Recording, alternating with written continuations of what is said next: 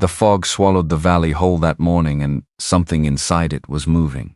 Not a man, not a bear, something heavier, something that shook the frozen ground like a slow drumbeat, closer with every breath, dragging a sound behind it like a dying world refusing to stop. Rance Bowman raised his rifle. He didn't fire, because whatever was coming through that gray wall of nothing, it wasn't running toward him. It was delivering something. A horse the size of a barn door stepped out of the mist, black as midnight, pulling a rotting wagon on its last mile. Exhausted, trembling, but it stopped, and it looked at him, and in its eyes was not an animal's fear. It was a message. Inside that wagon was an envelope. His name on the front, written by a woman who had been dead for 3 days. The cold came early to Cold Fork Valley that November. Not the polite cold of October, the kind that nipped at your ears and reminded you to find your coat. This was the other kind.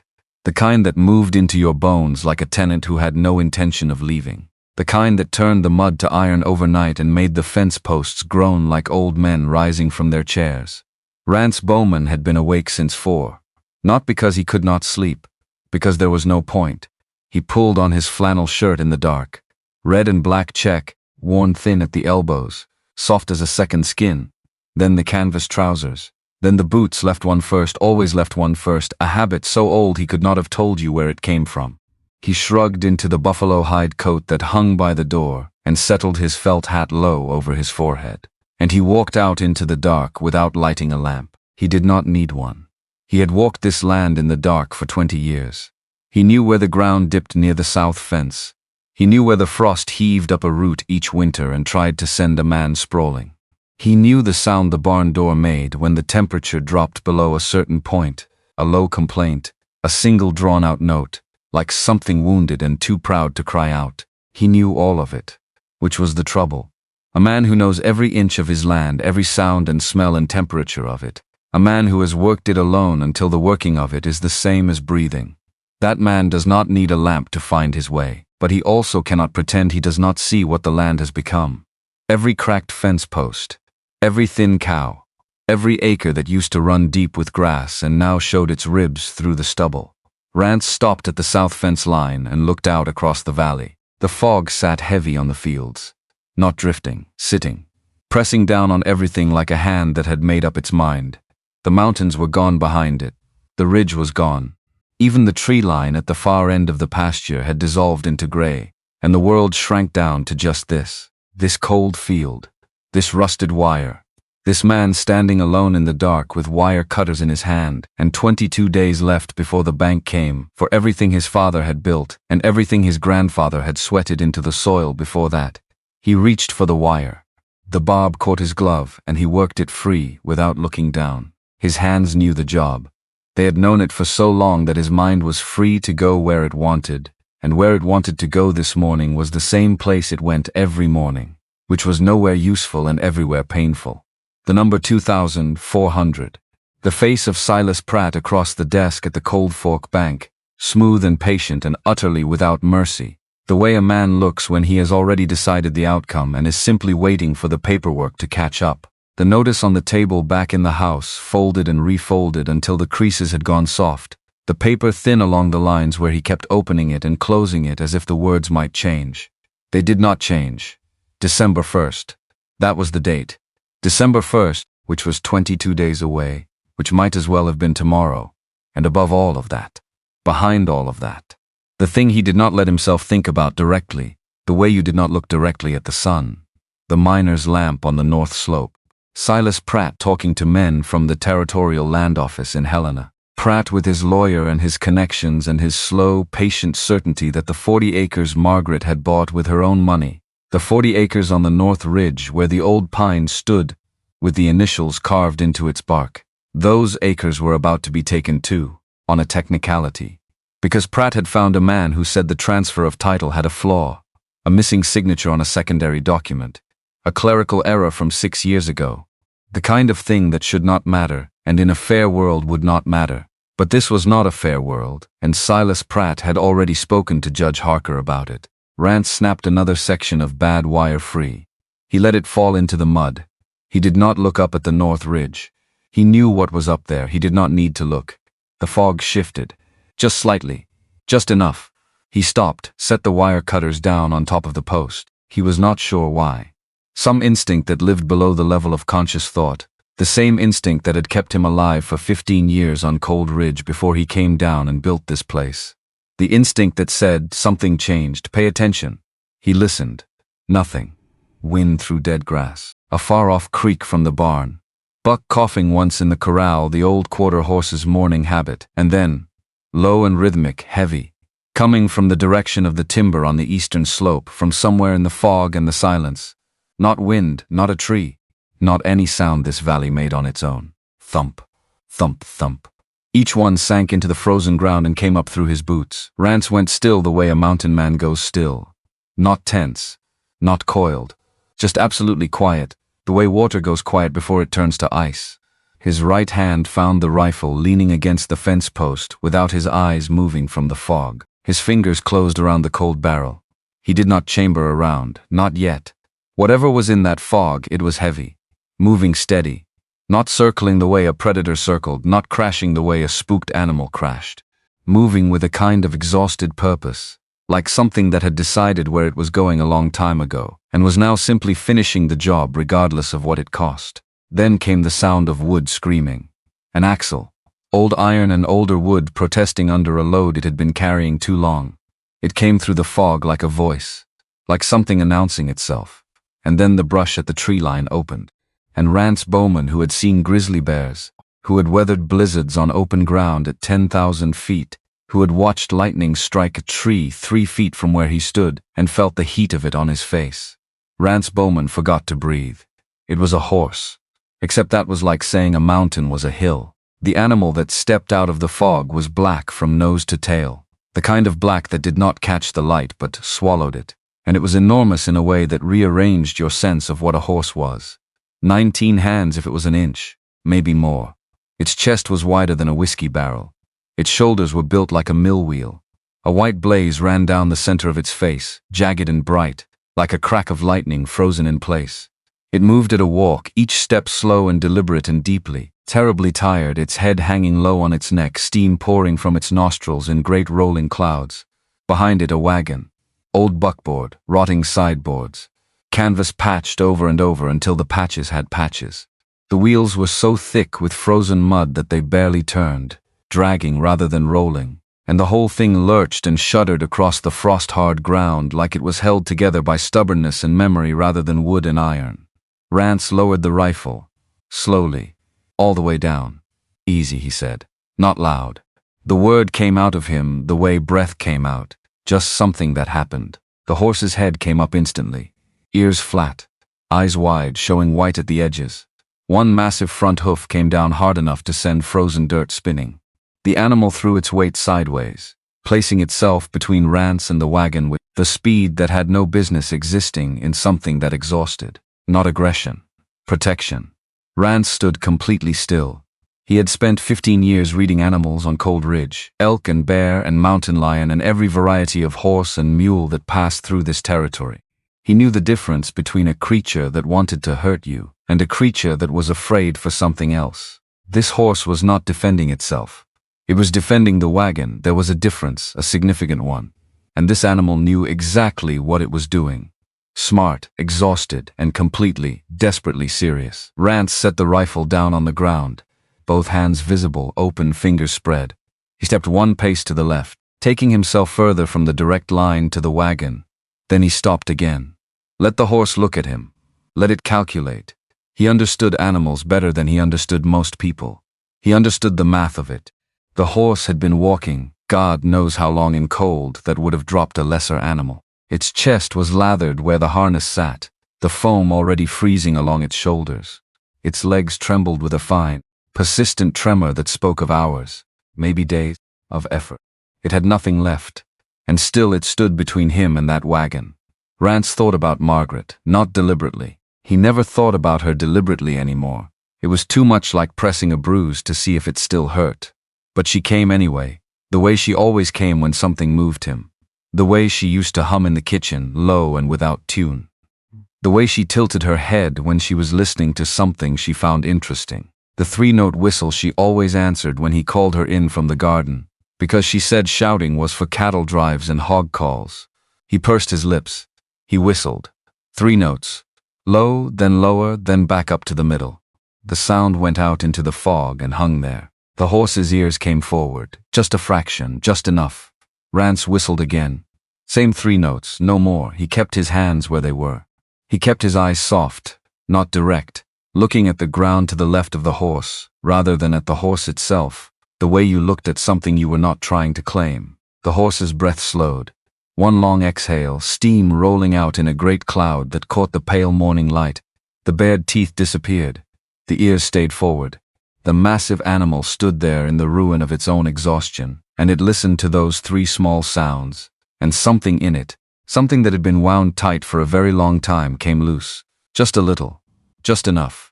Rance reached out his right hand. Palm up. Empty. He took 1 step, stopped, 1 more, stopped again. The horse let him come. When his fingers touched the velvet of that enormous nose, he felt the animal shudder once, a full-body tremor, not fear but release, the way a man lets out a breath he has been holding for hours. Warm breath rolled over his hand. The horse was real. It was here. It had made it to wherever it had been trying to get to. All right, Rance said quietly. All right now. He moved to the harness, old leather, cracked with cold and age, but carefully maintained once. Someone had cared for this animal.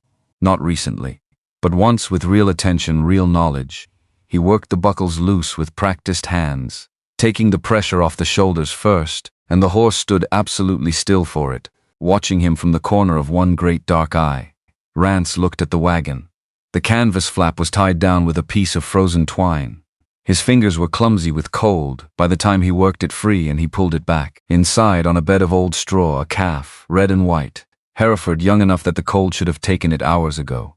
Small chest rising, shallow but rising, barely alive but alive. Beside the calf, tucked against its flank, a sealed envelope, his name on the front, Rance Bowman, written in handwriting he did not recognize. Old handwriting. Careful. The kind of careful that came from a hand that shook and had learned to slow down enough to compensate. He stood looking at it for a long moment. The horse pressed its nose against his shoulder. Rance picked up the envelope. He got the calf onto his shoulder, a careful lift with both arms, the animal limp and heavier than it looked. He carried it toward the barn with the horse following behind, unharnessed, free to go anywhere, choosing to come.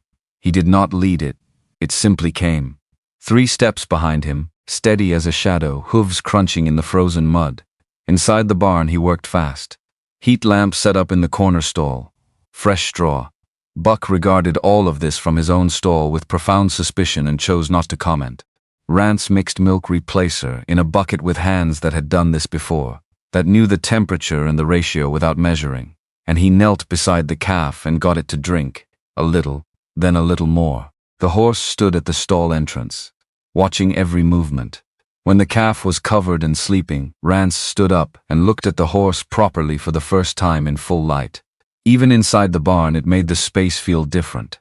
Smaller, not cramped but rescaled, the way a real mountain made the hills around it shrink. The white blaze on its face was cleaner now, less hidden by the frost. The eyes, dark and large, moved between the calf and Rance, with an intelligence that was uncomfortable to look at directly. Rance filled the biggest bucket he had with warm water and grain.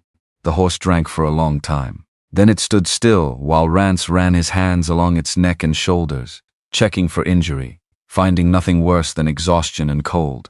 He worked in silence. The horse accepted his hands without flinching, which told him more than any examination could. An animal that let you touch it like this, that leaned into the pressure, that exhaled slowly under your palms. That was an animal that had been handled with kindness, handled consistently and well, over a very long time. Somebody loved this horse, past tense. Because whoever that somebody was, they were not here. Rance wiped his hands on a rag and took the envelope out of his coat pocket. He sat down on an overturned feed bucket with his back against the stall boards and broke the seal. The paper inside was thin, covered on both sides with that same careful, trembling script. He tilted it toward the lantern light and read. He read it through twice. When he finished the second time, he folded it and sat holding it in both hands. Ruth Abner. He knew the name, knew the cabin on the North Ridge slope. Had waved to her twice in as many years, which was about as much contact as she seemed to want. and considerably more than he had offered anyone else in recent memory. A small woman, old, white-haired, always moving when he saw her from a distance, never still. He had assumed she was harmless and private and none of his business. He had not thought about her much more than that. He had not thought about her at all. The smoke from her chimney was a thing he registered the way he registered the weather. Present or absent, relevant to nothing. But she had been watching his life. That was what the letter said. She had been watching his life for 7 years. She had watched him come down from Cold Ridge the winter after Margaret died. She had watched him sell the South herd. She had watched the bank notices accumulate. She had watched him work himself to the edge of what a man could do alone and then keep working anyway. And she had said nothing, shown nothing, given no sign. And then, when she knew she was dying, she had sent him everything she could. Rance looked up at the horse. The animal was watching him. Not with the blank patience of a creature waiting to be fed. With something more attentive than that. Something that felt like it was tracking the specific weight of what he was carrying. The letter also said to look in the horse's mane. Something hidden there. Something important. He would do that later. Right now, he set the letter back in his coat pocket and sat with his hands on his knees in the lantern light of his father's barn, while the calf breathed in the corner and the impossible horse stood and watched him, and outside the fog began its slow retreat from the valley. He said nothing. There was nothing to say. He had not cried at Margaret's funeral. He had not cried in the 3 months on Cold Ridge afterward, alone with the wind and the rock and the distance. He had not cried when the first foreclosure notice arrived, or the second, or the third. He did not cry now. But something in his chest, some long-held tightness, shifted slightly. Just enough. He reached out and touched the horse's nose again, the velvet softness of it, the warmth. The animal lowered its head until its forehead pressed gently against Rance's shoulder and stood there, a weight that was not burden, an anchor. Rance sat with that for a while. Then he stood up. Because there was work to do, there was always work to do, and went to put fresh water on for coffee. The morning had moved on while he was in the barn. The fog had not lifted so much as thinned, enough to see the upper fence line, enough to see the slope of the north ridge above the tree line, the old pine up there, a dark shape against the pale sky. He stood in the barn doorway and looked up at it for a moment. The cabin on the ridge below it had no smoke. He had noticed that when he came in. He noticed it again now. Ruth Abner's chimney was cold. He had not thought much about it this morning. People let their fires die. They slept late. They stepped out for wood and left the stove to cool. These were all ordinary things. But the letter in his pocket was dated 3 days ago. And the horse had clearly been traveling for longer than that. And a woman who planned this carefully, who thought this far ahead, who prepared this much. She would not have let her fire go out by accident. Rance looked at the chimney for another moment. Then he went inside to start the day, because there were fences to finish, and a calf to check on, and whatever this new thing was, this horse and this letter and this weight that had shifted just slightly in his chest, it would still be there when the work was done. It always was. He had the coffee going and the stove hot when the sound of hooves on the frozen ground came up the hill from the south. Not the heavy earth-shaking rhythm of Goliath. Lighter, quicker. A single horse moving with purpose. He looked out the window. Clem Yarrow's roan was coming up the track at a trot. Clem in the saddle with his shoulders set in a way that Rance recognized. Set like a man carrying something he did not want to carry. Clem was 60 years old and had the face of a man 10 years older, carved by weather and worry into something that had given up pretending to be comfortable. He wore his old flannel coat with the torn left pocket and his beat-up felt hat pulled down low, and he did not look like a man making a social call. Rance stepped outside before Clem could dismount. "Tell me," he said. Clem pulled up. His roan tossed its head at the smell coming from the barn, the unfamiliar enormous presence in there, and Clem steadied it automatically. He looked at Rance for a moment, and in that moment Rance could read the whole of what was coming before a word was spoken. "Pratt bought Harker," Clem said. "Everybody knew it was coming, but now it's done." Rance waited. "They moved the hearing," Clem said. "Margaret's land. It's not the 15th anymore." A pause. A long one. The kind of pause that was not forgetting what came next but deciding how to say it. "It's the 28th. 10 days." Rance said nothing. "There's more." Clem shifted in the saddle. "The bank notice, the foreclosure. Pratt's talking about combining it." bring both actions at once. The debt and the land dispute together. One hearing, one judgment. Rance looked at him. He can't, Rance said. Those are separate claims. I know that. You know that. Clem's voice was flat, with the particular flatness of a man who had already done his arguing with this particular wall and lost. Pratt has a lawyer from the East. Arrived on Tuesday's stage. Young man, expensive coat. The coffee was still on the stove. The fire in the barn was still burning. The calf was still breathing in the corner stall, and the enormous black horse was still standing watch over it. And none of that had changed in the last 30 seconds, and none of it felt sufficient against what Clem had just said. 10 days. Rance breathed in through his nose and out through his mouth, a slow and deliberate thing, the way he had learned to breathe on the mountain, when the cold was bad enough to make panic feel reasonable. Come inside, he said. I can't stay, Clem said.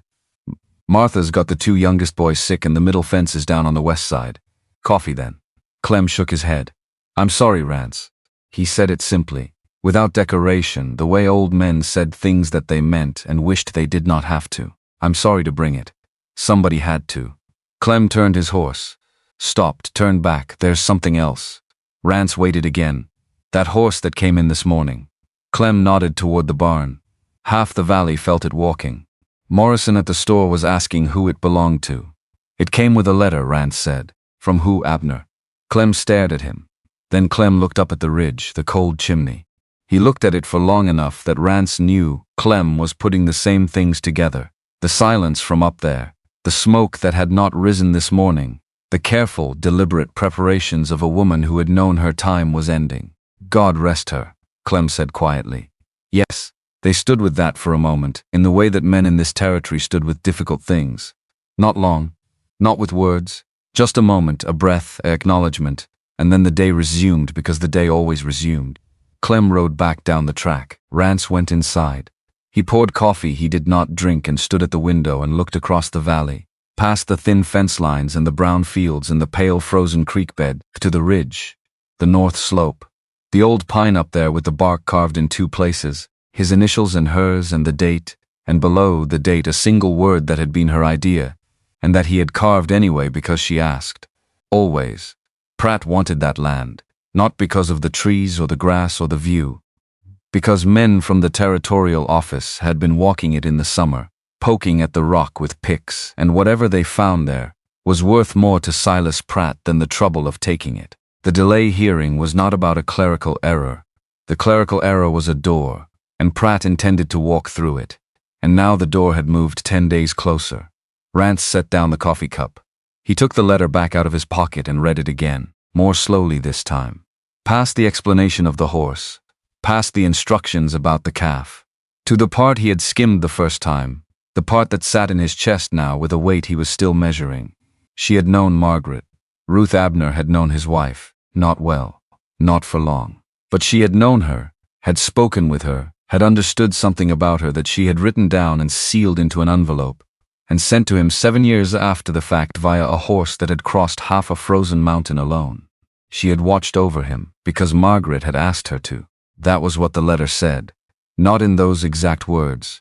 Ruth was not a woman for exact words. He could tell that from the letter, she was a woman for the approximate word and the significant space around it.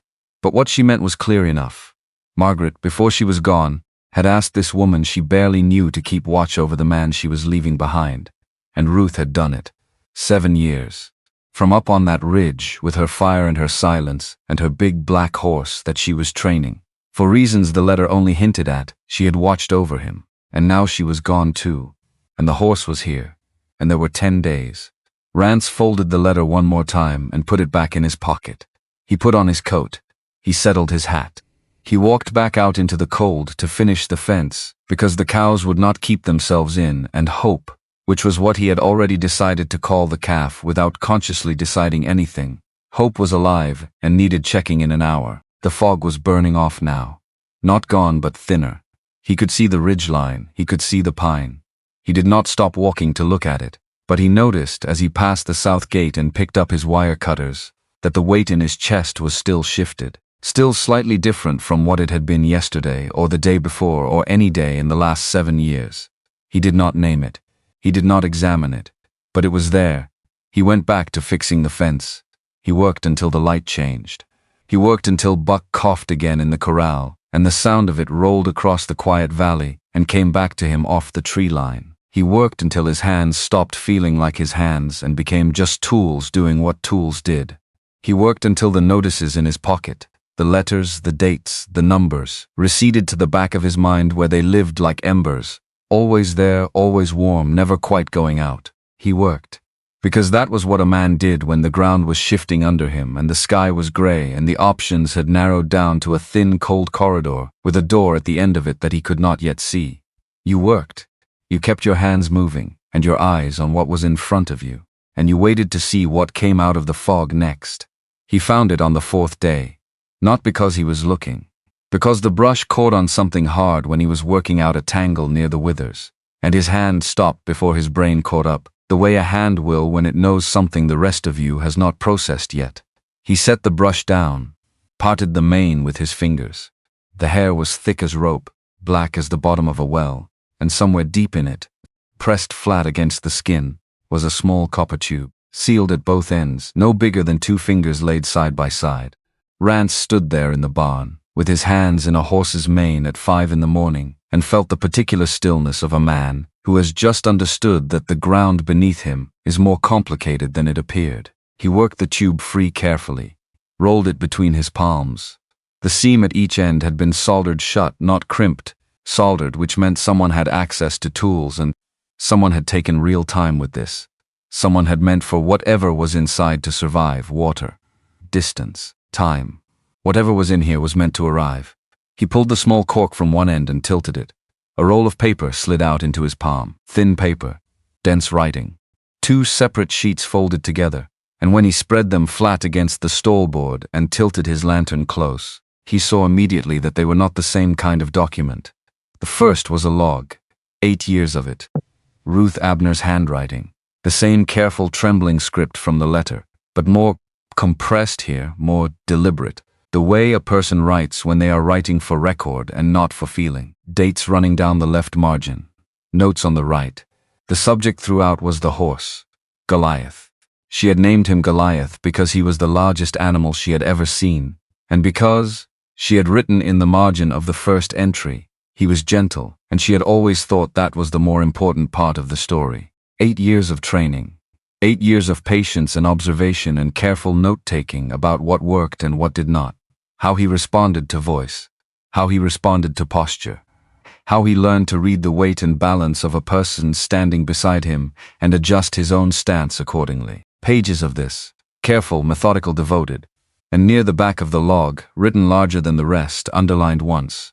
Anchor Rance read the explanation twice. The word was a command. When spoken, Goliath would lower his center of gravity, spread his weight, plant his hooves, and hold, not freeze, hold. The distinction mattered.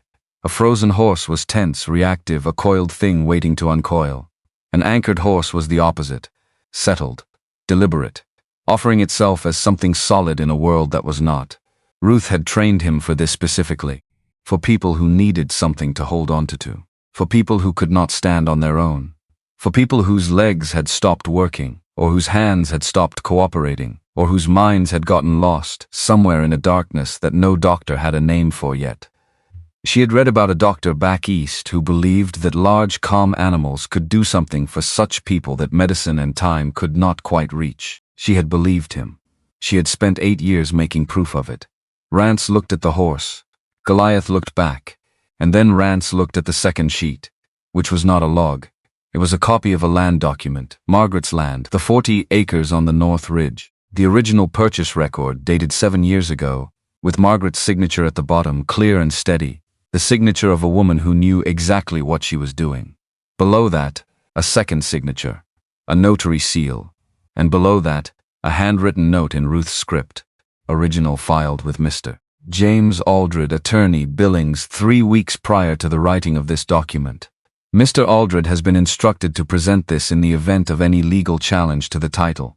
He is not beholden to any interest in Cold Fork and has been paid in full for his services. Rance sat down on the feed bucket.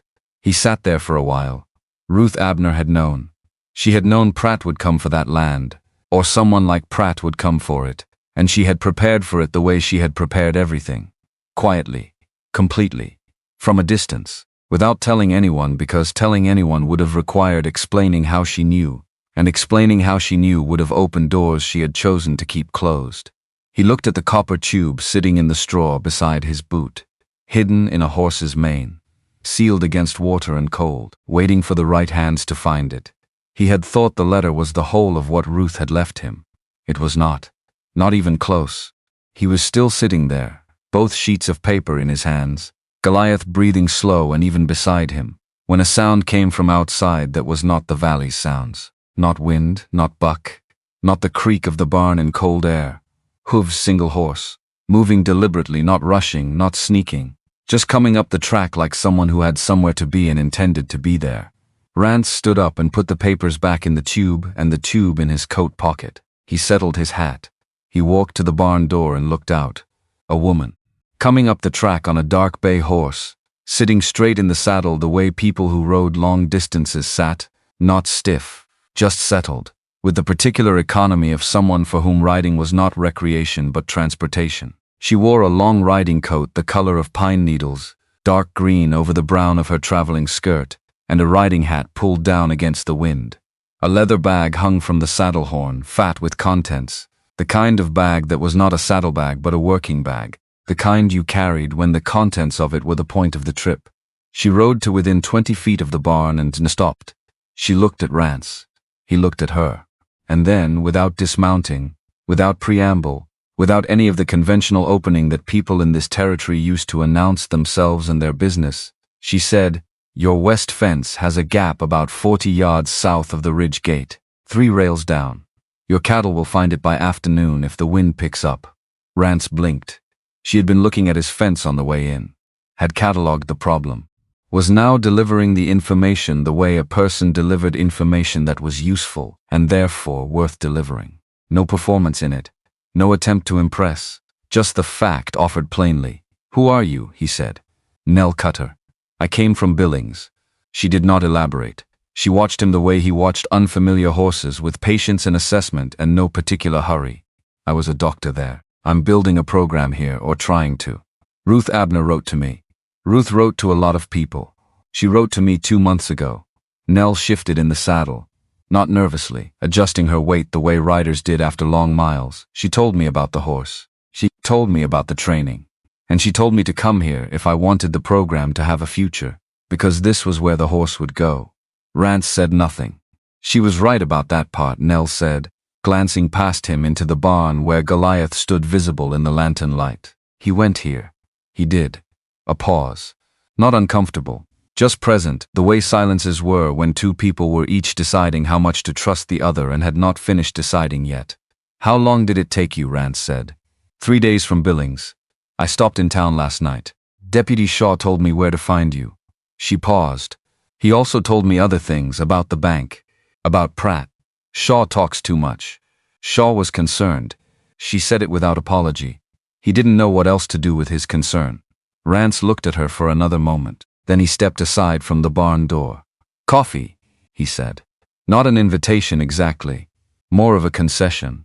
She had ridden 3 days and she knew about his fence, and she had a letter from a dead woman, and none of this was what he had expected his morning to contain. She dismounted with the ease of someone who had dismounted from horses so many times the motion was invisible, tied her bay to the post beside the water trough, took the leather bag from the saddle horn and carried it with her. Inside, Rance poured 2 cups and did not offer sugar, because he did not have any that was not in the back of the pantry somewhere under a layer of other things, and if she wanted sugar she could say so. She did not say so.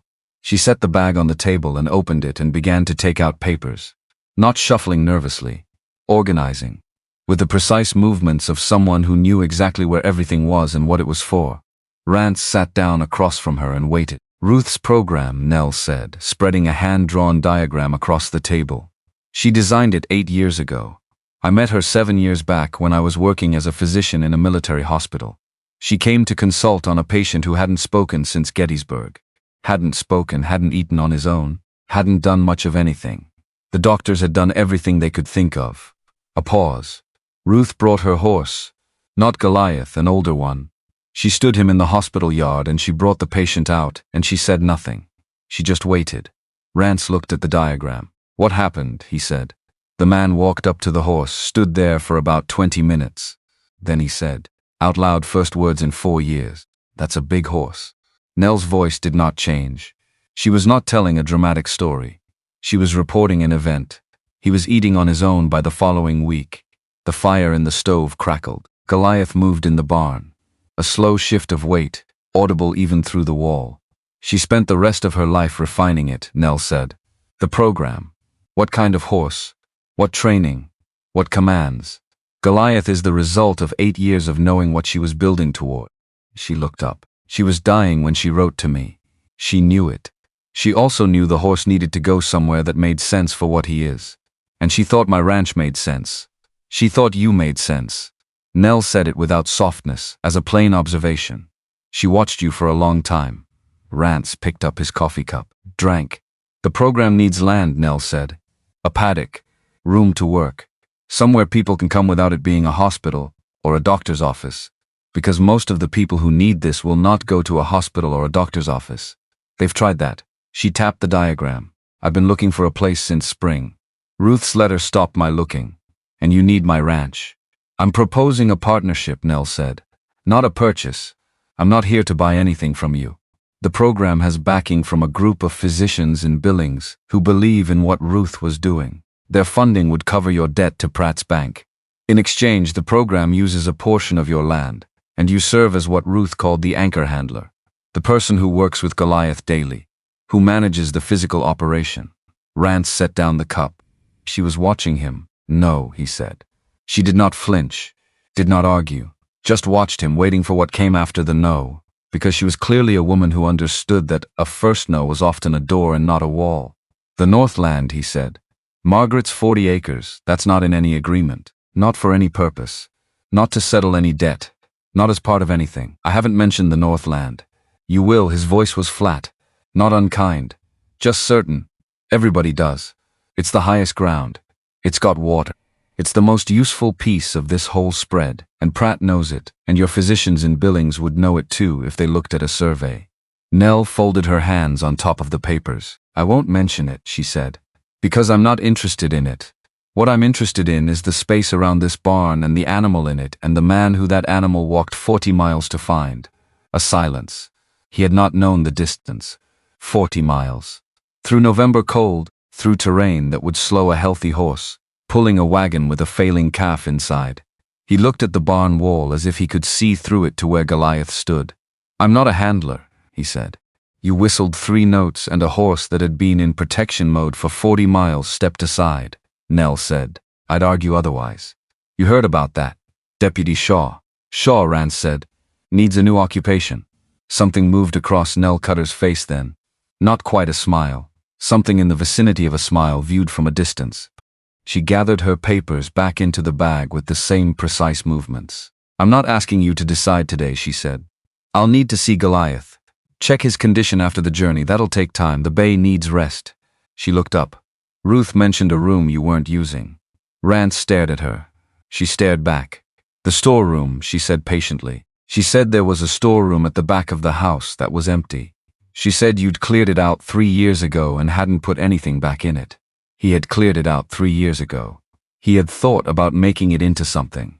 He had not made it into anything. It had been a room with 4 walls and a cold floor and nothing in it, which was sometimes a comfort.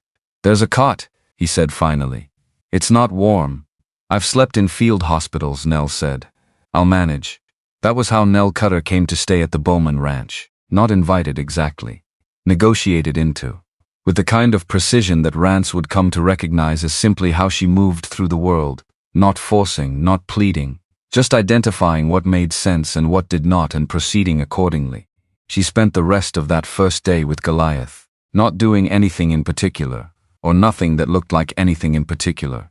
She stood beside him, moved around him, ran her hands along his legs and his spine and his jaw with the practiced detachment of a medical examination. But somewhere in the middle of it, the detachment shifted into something quieter, something more attentive, and Rance, watching from the barn door, could not have named when it happened. She found no injuries, some muscle strain along the shoulders from the harness, some weight loss, nothing that rest and feed would not fix. She talked to the horse while she worked. Not the sentimental talk some people directed at animals, the high voices and the pet names. She spoke to Goliath the way she had spoken to Rance. Plainly, directly, as if addressing someone she expected to understand her. Goliath stood for all of it, more than stood, attended. His head angled slightly toward her voice, one ear tracking her movements. When she stepped back to write in her notebook, he turned his head to watch her write, and she glanced up and found him watching and said nothing, just went back to writing. Rance went to check on Hope. The calf had taken 3 full feedings now and was standing on wobbly legs in the corner stall, looking at the world with the frank bewilderment of the recently arrived. He was small, marked in the Hereford pattern, red over white, with one ear that flicked independently of the other, as if monitoring separate conversations. Rance crouched beside him and scratched the place behind the ear that calves always liked, and Hope leaned into it with his full, uncertain weight. He had named the calf without deciding to name it. That was unusual.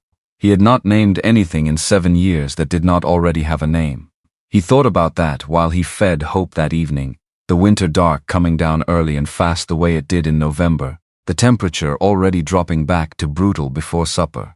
He thought about it again when he heard Nell's boots on the porch boards, the particular rhythm of a person who favored one side slightly when tired, and the sound of the storeroom door closing. He thought about it until he stopped thinking about it, which was sometime around midnight, and then he slept. The next 3 days fell into a shape before anyone agreed to it. Rance was up at 4, barn by 4:15. He fed Goliath before Nell came out because it was his barn and his routine and he was not going to adjust it. But she was out by 5:30 without fail, moving in the cold with her breath pluming white and her riding coat buttoned to the collar, and she took up whatever task came next without asking what it was or whether she should. She was good with her hands. That surprised him, though it should not have. She was a physician. She had spent years handling instruments in difficult circumstances. She worked quickly and without waste, and when she did not know how to do something, she watched him do it once and then did it herself correctly. She did not talk much.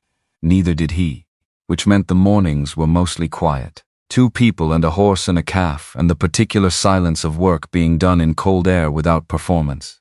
He noticed things. The way she approached Goliath each morning, always from the left, always with one hand visible at hip height, open, not reaching, just visible. The way Goliath's head dropped slightly when she came close, the same small release he gave Rance now, the sign that something in him recognized her as safe, the way she made notes in her notebook at odd moments, a phrase or a number, snapped shut again, the book going back in her coat pocket before he could read anything. He noticed her boots, not because of anything specific about the boots, because they were a working woman's boots, tall brown leather, good quality, well made, worn in. They had been resoled at least once. They were the boots of someone who had been in the field for years and intended to keep being in the field. He noticed that she never asked to be helped with anything, until she did, day 4. She was adjusting the water trough on the east side of the barn, the one that always froze at the base fitting in deep cold, a problem Rance had been solving for years with a particular method involving a wedge of wood and a piece of heavy canvas. She was attempting to solve it with the wedge without the canvas, which would not work, and she was close to discovering that fact the hard way when he walked up beside her. "Canvas," he said. She looked at him. Heavy canvas under the wedge.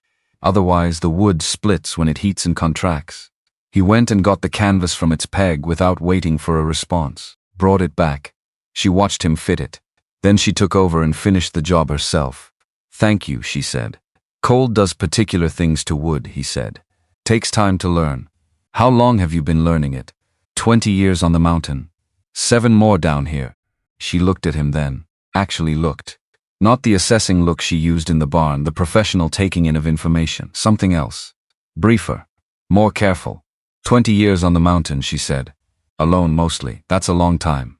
"It was what I was doing," he said, which was not really an answer, but she accepted it. On the 5th day she asked to try encore. He watched from outside the paddock. She stood beside Goliath with one hand resting on his shoulder, not gripping, resting. The horse stood at his full height, head up, ears forward. She said the word. Quietly. Goliath changed. Not dramatically. Not in a way that would look like much to a person watching from a distance who did not know what they were watching. His feet spread slightly. His neck lowered an inch. His whole enormous body seemed to settle deeper into the earth, the way a structure settles when the load it is carrying is properly distributed. From a living thing into something that was also a fixed point, also a constant. Nell leaned against him, not dramatically, just shifted her weight, and the horse held her, without effort, and without response, and without any indication that it intended to do anything other than exactly this, for as long as needed. She stood there for a moment. Then she stepped back, and the horse came back up to his full height, easy as breathing. She wrote in her notebook. Rance was walking back toward the house when something made him stop.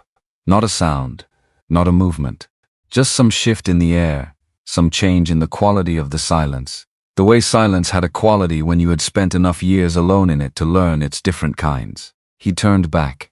She was still in the paddock. She had not moved to follow him. She was standing beside Goliath with her hand flat on his neck, and she was not writing anything, and she was not doing anything that looked like work. She was just standing there, and Goliath was standing with her, and the afternoon light was coming sideways across the valley, the gold and pale light of November that was beautiful the way cold things were beautiful, purely and without comfort. Rance stood at the gate for a moment. He did not interrupt. He turned around and went inside to start supper. The evening was cold and quiet. She came in from the barn smelling of horse and hay and the outdoors in a way that was not unpleasant.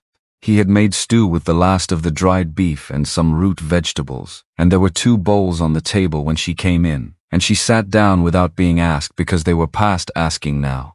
They were into the part of shared space, where the rules had become obvious through repetition. They ate. The training log, Nell said. How much did you read? All of it.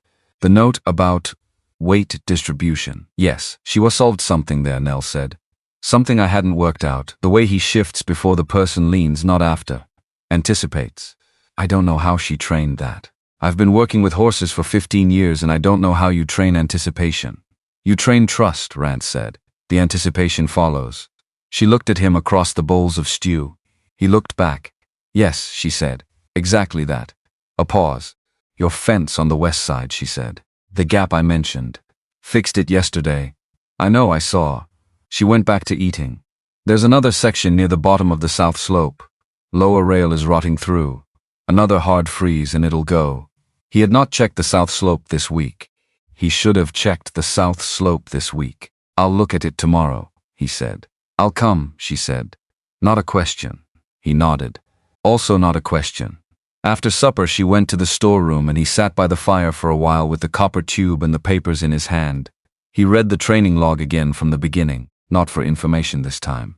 For the other thing. For the sense of a person that came through in writing. The particular attention Ruth had given to this animal over 8 years, the patience of it, the devotion of it, the evidence of a life organized around something she believed in completely. She had watched him from up on that ridge. He was still not sure how he felt about that. Somewhere between unsettled and grateful, if those 2 things could exist in the same place at the same time, which apparently they could, because that is what he felt. He put the papers away. He checked the stove. He was crossing to the bedroom when a sound stopped him. From the storeroom. Low, barely audible, just on the edge of what he could hear from here. He stopped and stood still in the way he had of going still, the mountain man's stillness, and listened. She was not crying. It was not that. It was more like a person who had been holding something at arm's length for a long time, finally, in the privacy of a room where no one could see, letting the arm drop. Just a breath. Long. Releasing. Rance stood there for one moment. Then he went to bed. Because privacy was privacy. And whatever Nell Cutter was setting down in the dark of that cold storeroom was hers. The following morning she was up before him. He came out of the bedroom and she was at the stove, stirring something in the cast iron pot, coffee already made, her riding coat on and her boots laced, and she did not look like a person who had been setting anything down. She looked entirely like a person who had work to do. Coffee, she said, pointing at the pot, not asking. He poured a cup. She handed him a piece of paper, one of hers from the notebook torn out along the top edge. It was a list, paddock dimensions, stall modifications, suggested changes to the water supply on the east side, a note about the angle of the winter sun on the barn's south wall, and how it affected the interior temperature through the coldest months. 3 paragraphs of observation about Goliath's behavioral responses in the first 4 days. He read it all the way through. "I'm not asking you to decide today," she said. Same words as before, same tone. Not softened, not hardened, just plain. "But if you're going to look at this seriously, these are the things worth looking at." He looked at the paper, he looked at her. "The Northland," he said. "Not in any version of this." He studied her face to see if she meant it. She looked back at him with the level patience of someone who was accustomed to saying things and then waiting as long as necessary to be believed. He believed her, not completely, but enough. "I'll think about it," he said. And he went to do the thing that came to him then, not because she was watching, not because it was on her list or his list or anyone's list, but because it was something he had been putting off for a long time, and this particular morning felt like the morning to stop putting it off. He went into the barn. He crossed to Goliath's stall. He stood beside the horse close, his shoulder near the horse's shoulder. Goliath's head came around and the big dark eye found him and held. "Anchor," Rance said. Goliath settled. That slow, deliberate deepening. Feet spreading, weight dropping. The whole enormous body becoming something else. Something fixed. Rance put his hand on the horse's neck and leaned against him. Just leaned, his full weight, or most of it, against the warm mass of the animal's side. The horse did not move, did not shift, did not pull, did not react, he just held. Rance stood there in the early light of his father's barn, in the smell of hay and horse and cold air, with his hand flat on the neck of an animal that a dying woman had spent 8 years making ready for exactly this moment. He stood there for a long time, and the horse held him for all of it. 2 weeks passed the way hard work passes. Fast and slow at the same time. Fast because there was always something that needed doing, and the doing of it consumed the hours before he could examine them. Slow because November had settled into the valley like a long-term guest who had brought too much luggage, and every morning the cold was exactly as cold as the morning before, and every evening the dark came exactly as early, and a man could start to feel that time had stopped moving and only the work was real. But things were changing. Not loudly, not in ways that announced themselves. Hope stood on steady legs now, not wobbling. Standing. 4 small hooves planted in the straw with the calm authority of a calf who had decided the world was acceptable and intended to remain in it. He ate on his own. He followed Rance around the stall with a persistence that Buck found personally offensive. Buck had opinions about the calf and communicated them through pointed silences and strategic ear positioning. Goliath recovered faster than anything Rance had seen. That was the honest truth of it. The weight came back. The trembling in the legs stopped after 4 days. By the end of the first week, the horse was moving around the paddock with his full unhurried authority, covering ground the way large things covered ground, not with speed but with inevitability. He ate well. He slept standing up in the way of horses. He watched the valley, from the paddock fence with the attentiveness of something that was not merely looking but surveying, and he followed Rance. Everywhere. At a distance of about 3 steps. When Rance moved fence posts on the south slope, Goliath stood at the paddock fence nearest that direction and watched. When Rance came back in, the horse relocated to the nearest corner. When Rance worked in the barn, Goliath stood in the stall entrance and did what he had been doing since the first morning. Watched. Rance had stopped finding it strange by the end of the first week.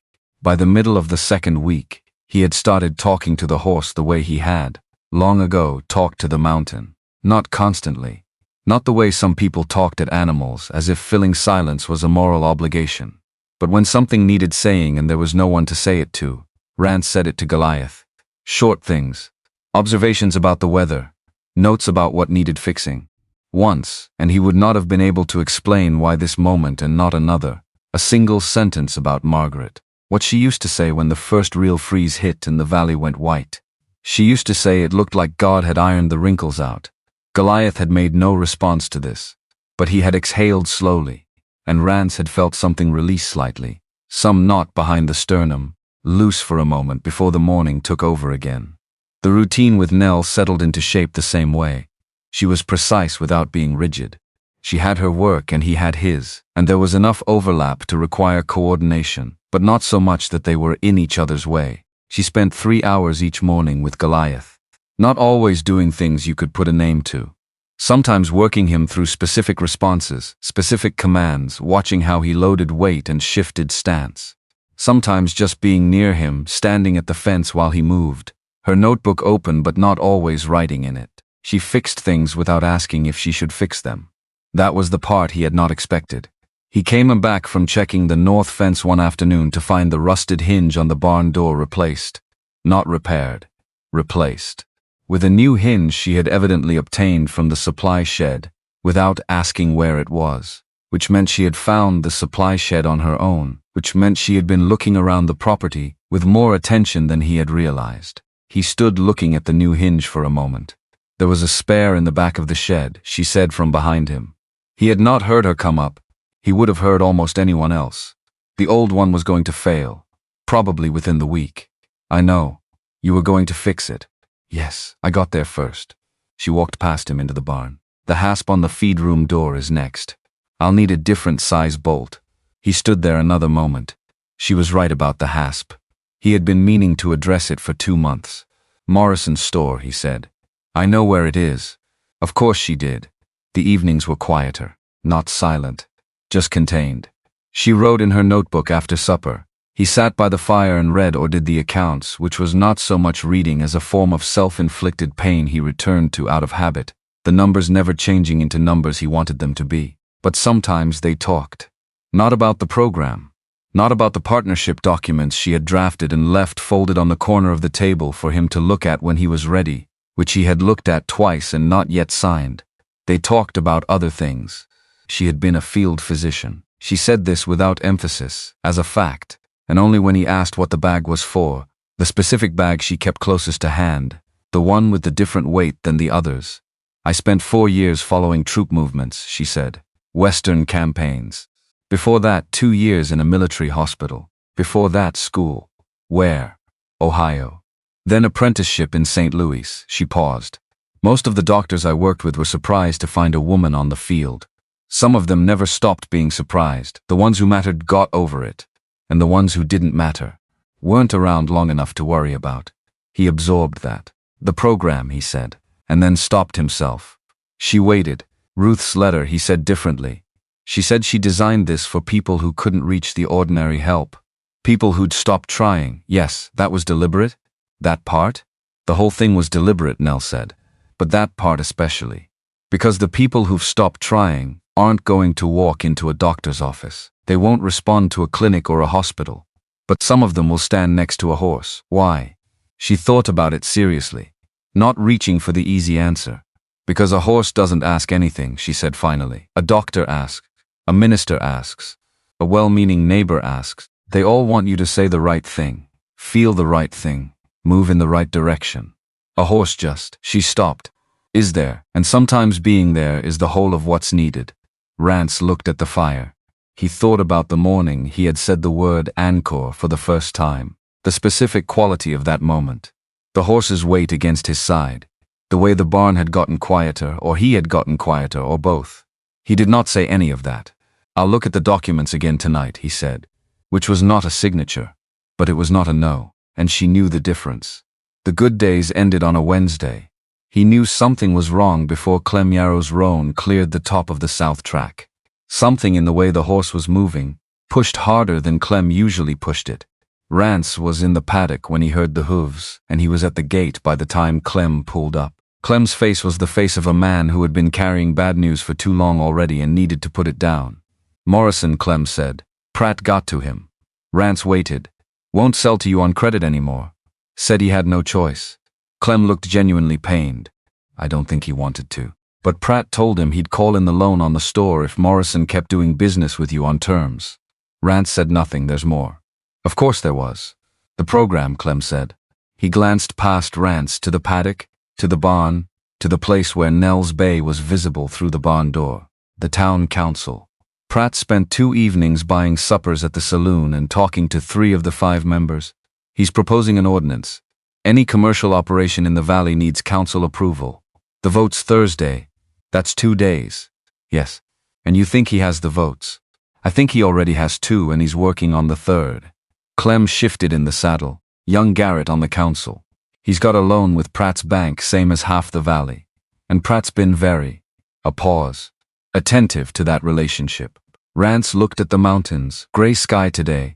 The kind of gray that was not weather, but was deciding whether to be weather. He can't block a private arrangement on private land, Rance said.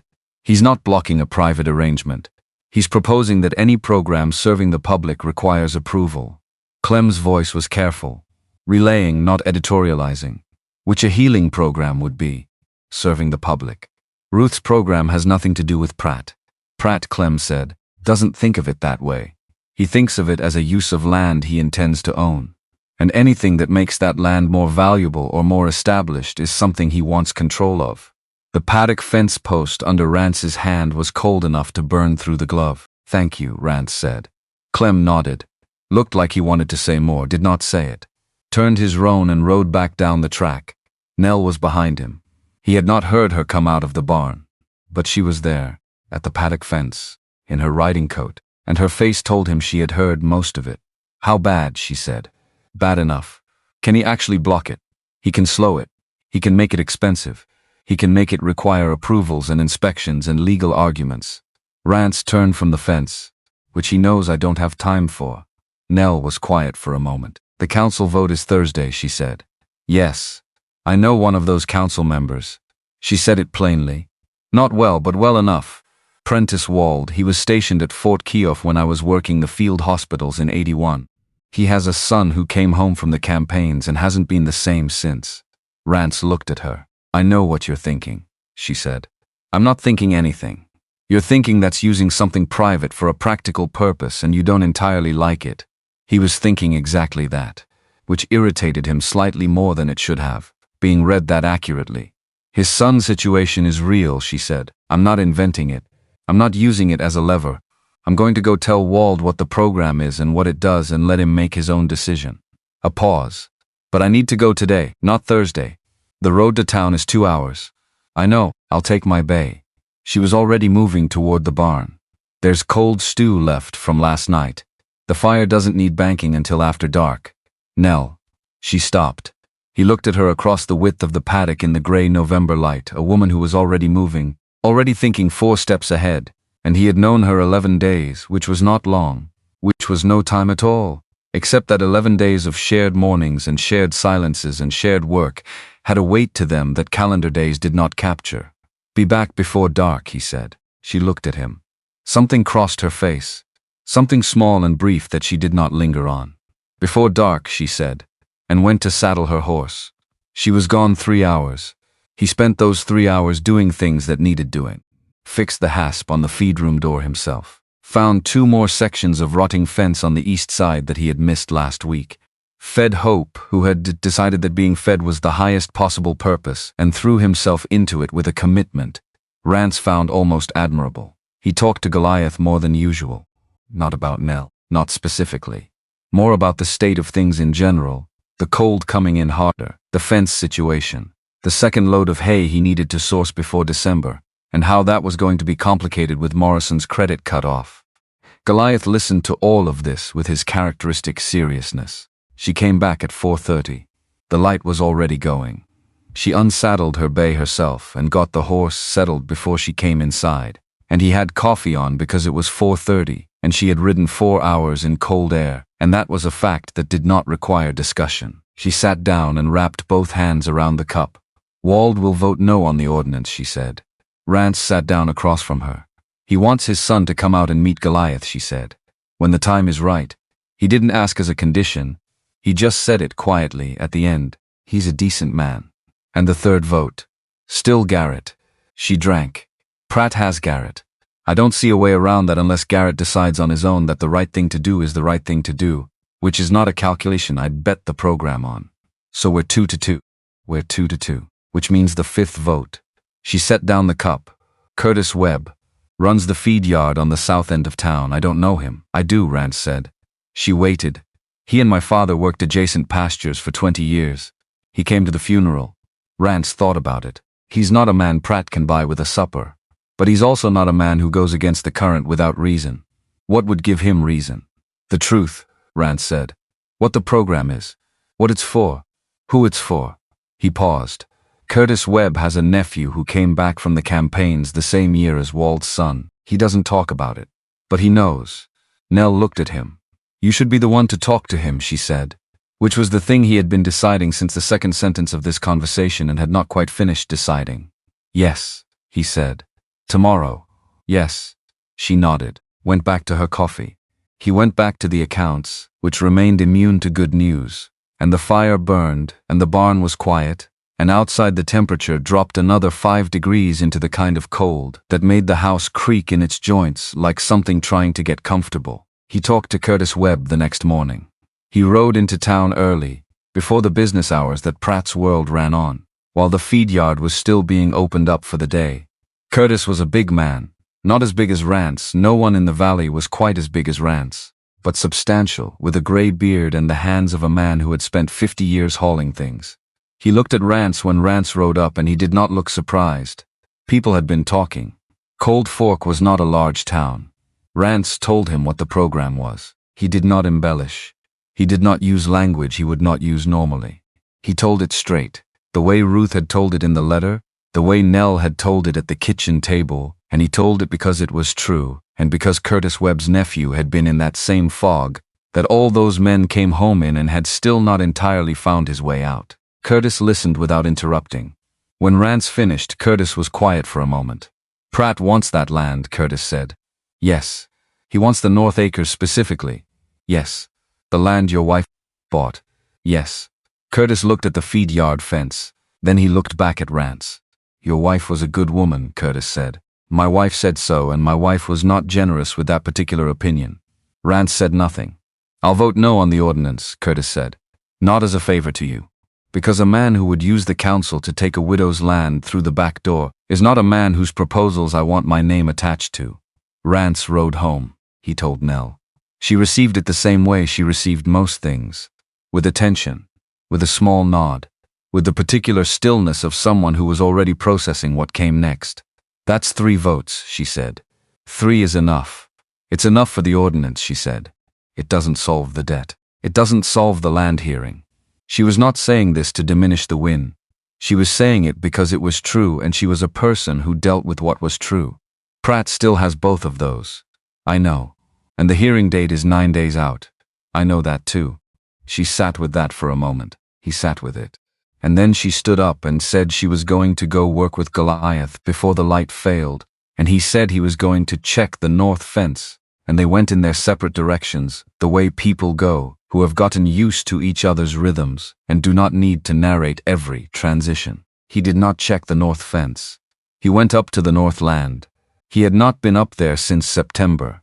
The path was familiar in the way all paths were familiar on land a person had walked for 30 years. Familiar in the body before the mind engaged. The frozen ground made it harder going, his boots finding purchase on the iced-over grass, and the cold was sharper up here, the ridge cutting the wind in 2 directions.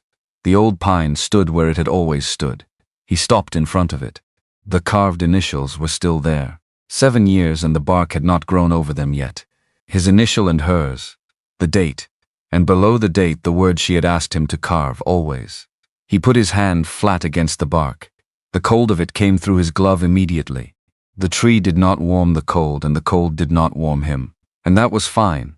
That was what it was. He had not come up here expecting warmth. He had come up here because he needed to stand in this place for a minute and look out over the valley and see it the way she had seen it, the way she had always wanted to see it. When they first came up here together, the whole valley spread out below, the creek like a silver wire, the ranch building small and orderly from this distance, the mountains behind and the sky above and all of it present and still.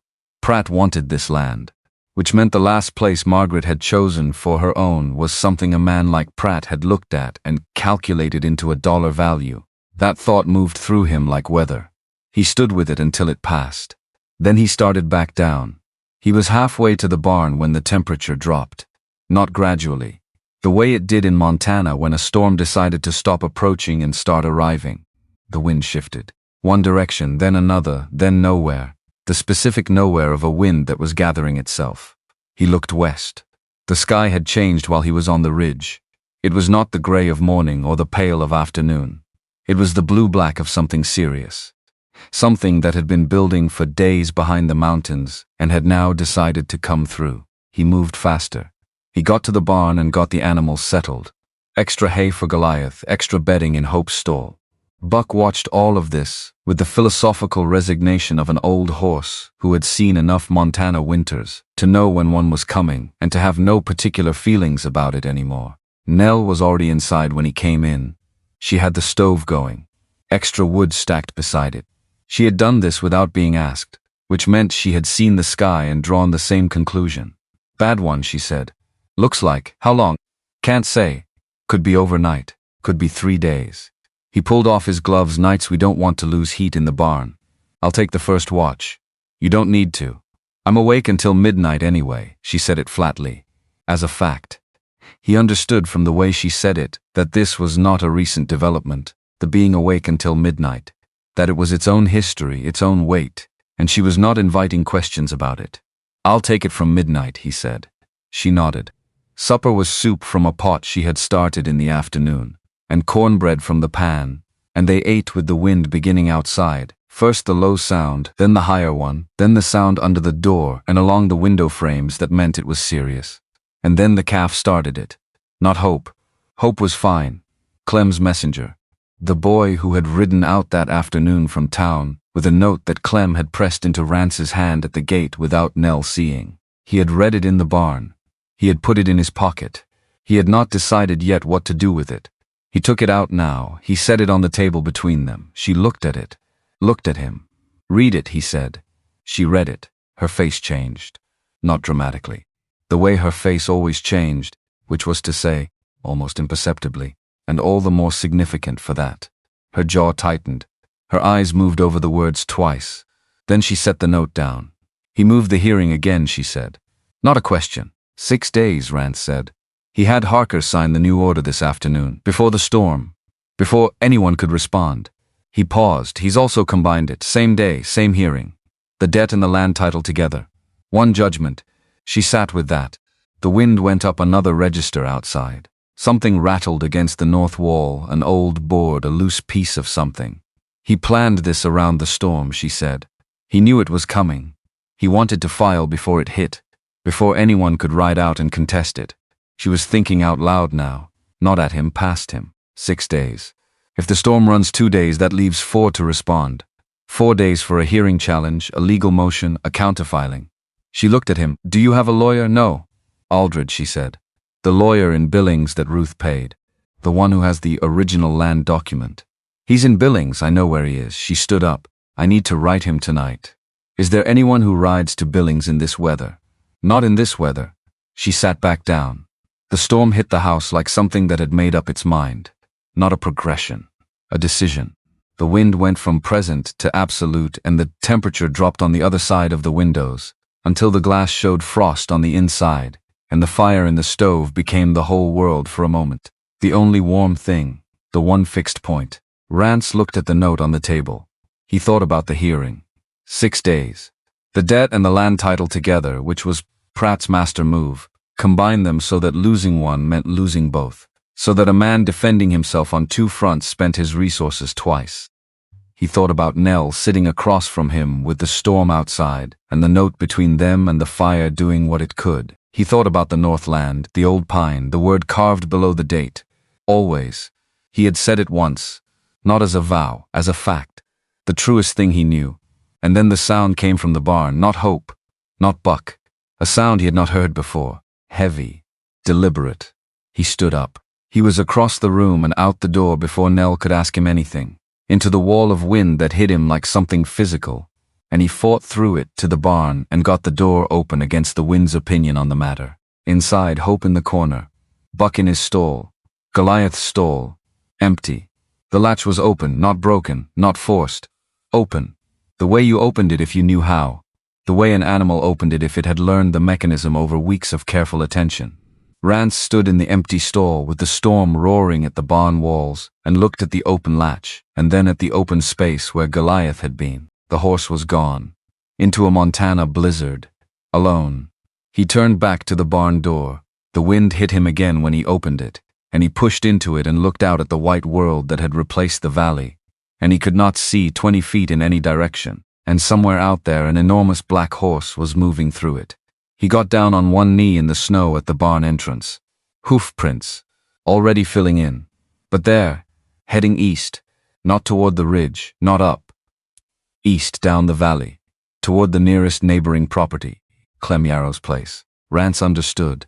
Not completely, not the mechanism of it, not how a horse knew to do what he was beginning to think this horse knew to do, but the direction of it, the purpose of it.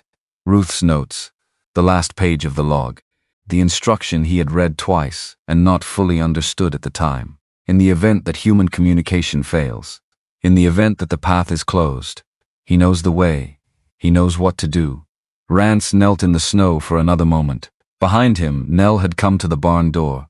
He could feel her standing there without turning around. "He's gone to Clem," Rance said. In this.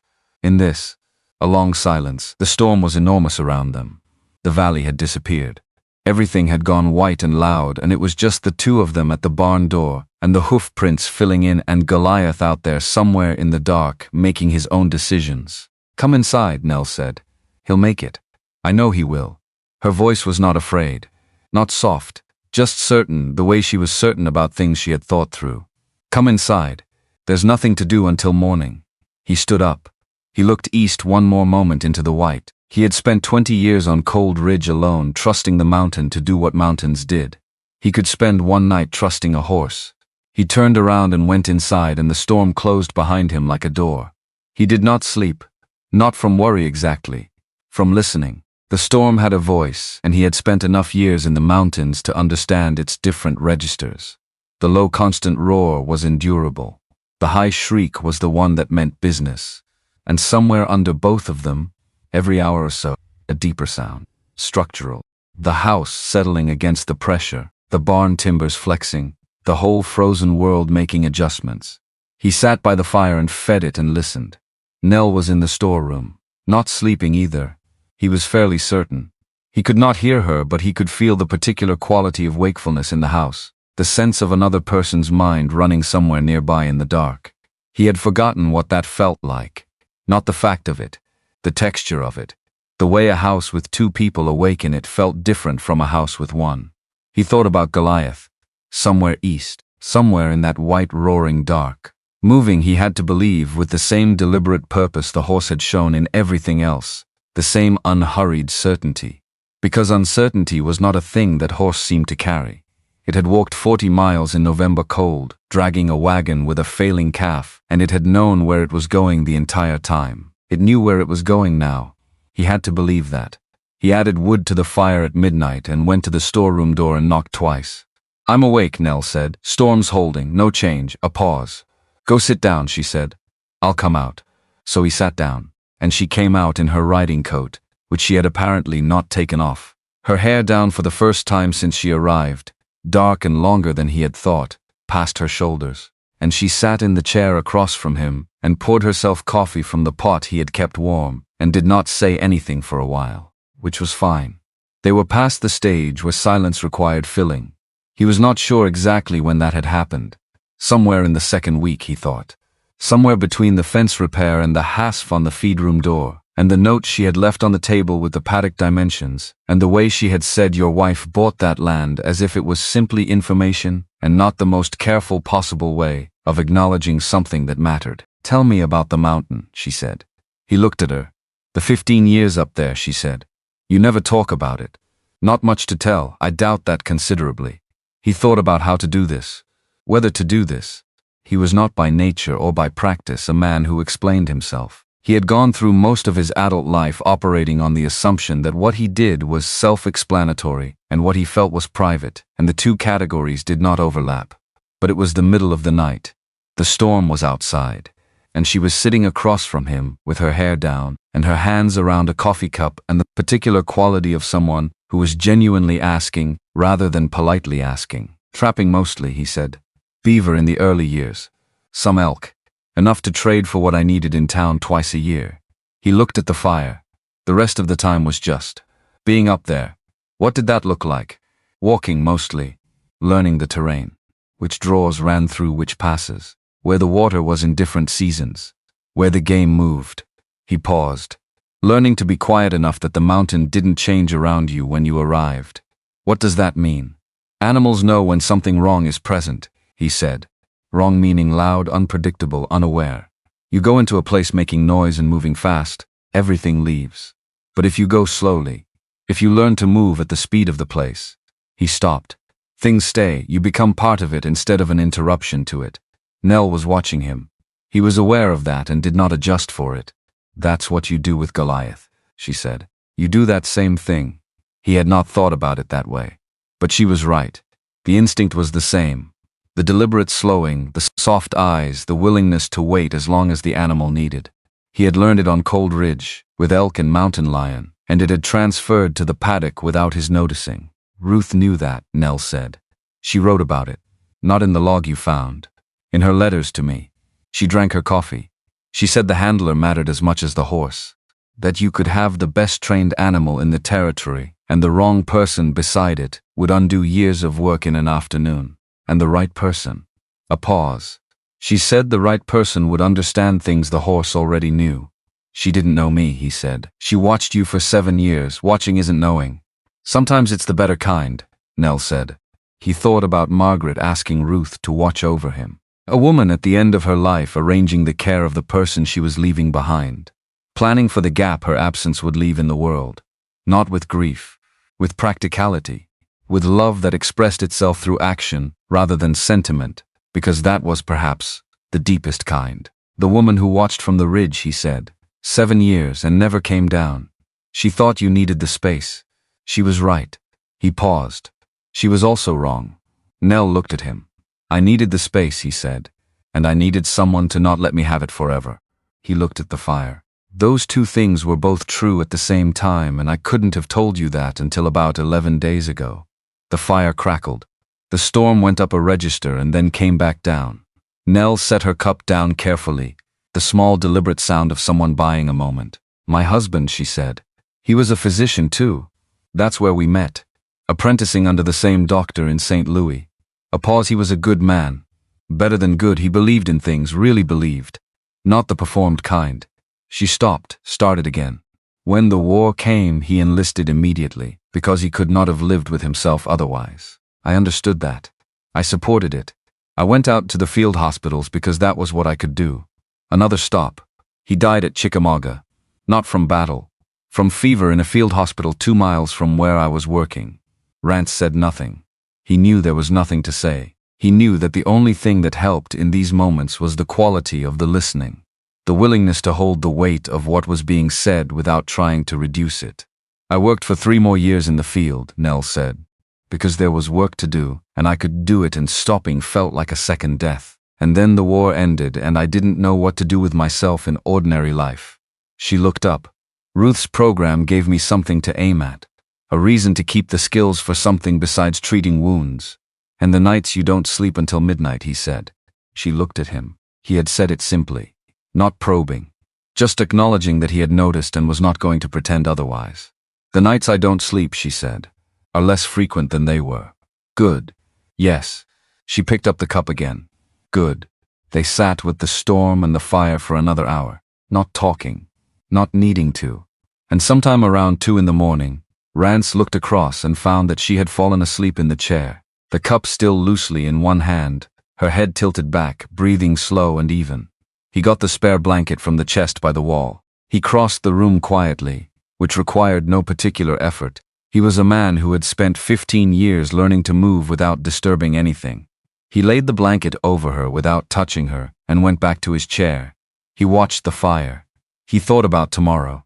He thought about the hearing in 6 days, and the storm that was going to eat at least 2 of those days, and the lawyer in Billings who had the original land document and could not be reached until the roads were clear. He thought about Pratt with his 2 combined claims and his purchased judge and his careful timing, filing before the storm hit, knowing that a man without resources had fewer options with every passing day. He thought about Goliath out in the dark going east.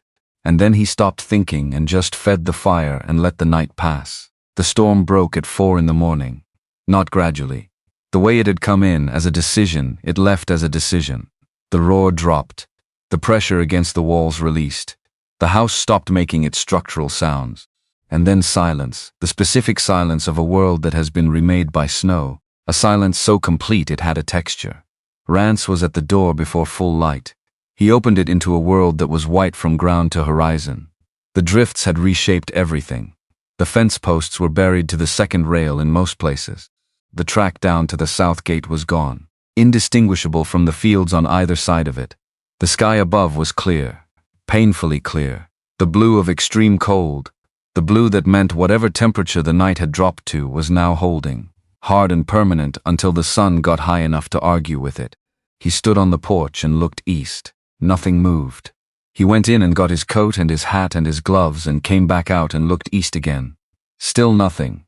And then, a shape far down the valley at the edge of where the eye could reach, something dark moving through the white, moving toward him, moving with a heaviness that the distance made look slow but was not slow at all. He gripped the porch rail. Goliath.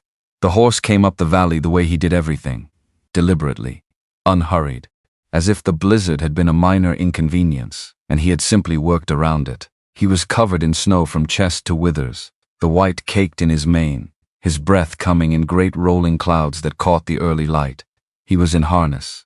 The wagon behind him had been fitted at some point with wooden runners, nailed or lashed to the axles in place of the frozen wheels, because the wheels would not have moved in this depth. Someone had done that. Someone had taken the time in the dark and the cold to do that.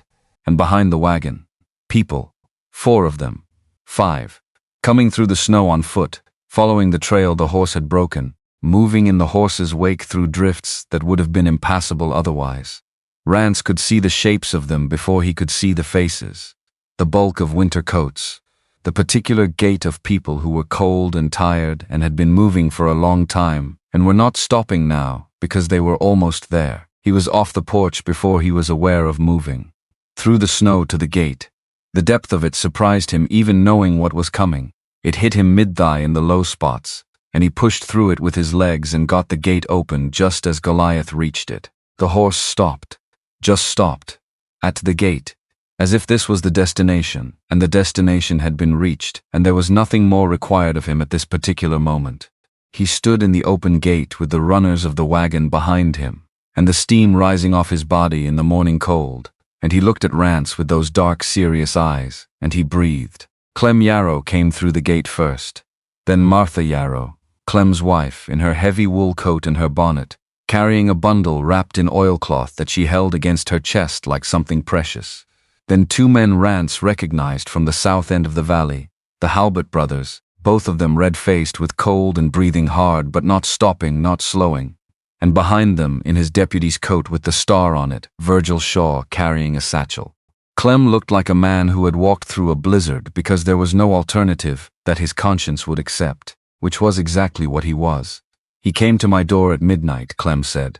His voice was rough with cold, standing there in the dark. In the middle of that, Rance said nothing. Martha, Clem said, figured it out first. Told me to follow the horse.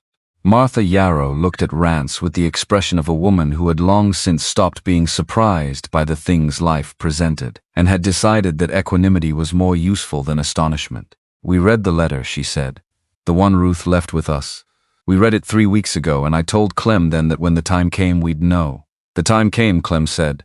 The wagon. Rance went to the back of it and pulled up the canvas.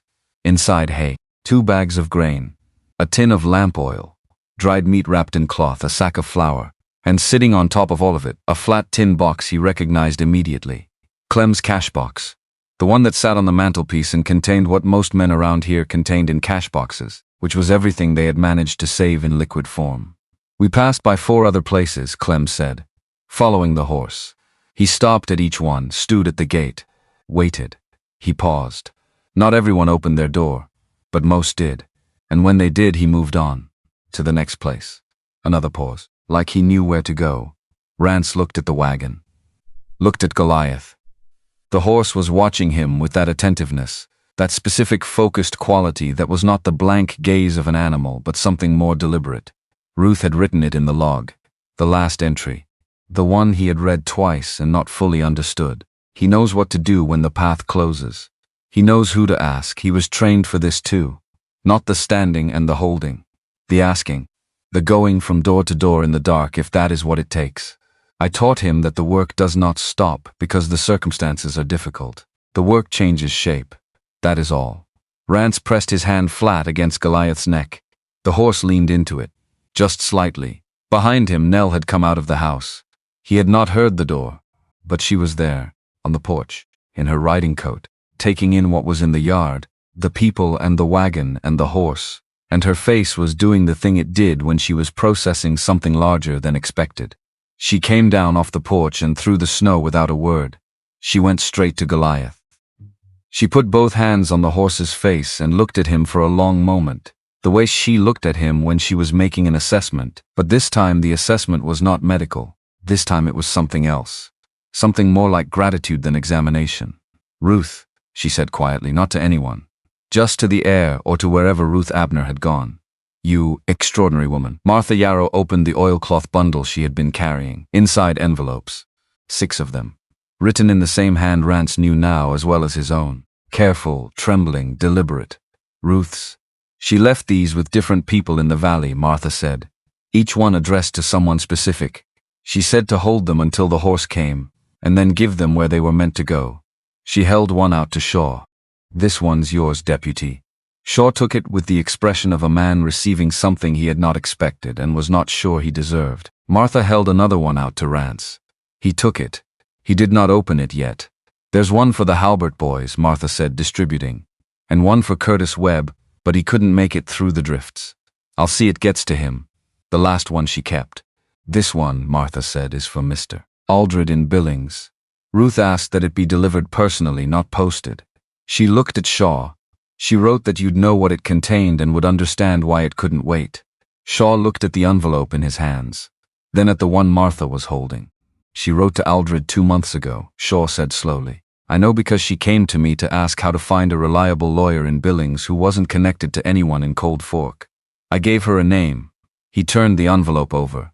"I didn't know she'd already contacted him, or what she'd sent him." "The land document," Nell said. "The original.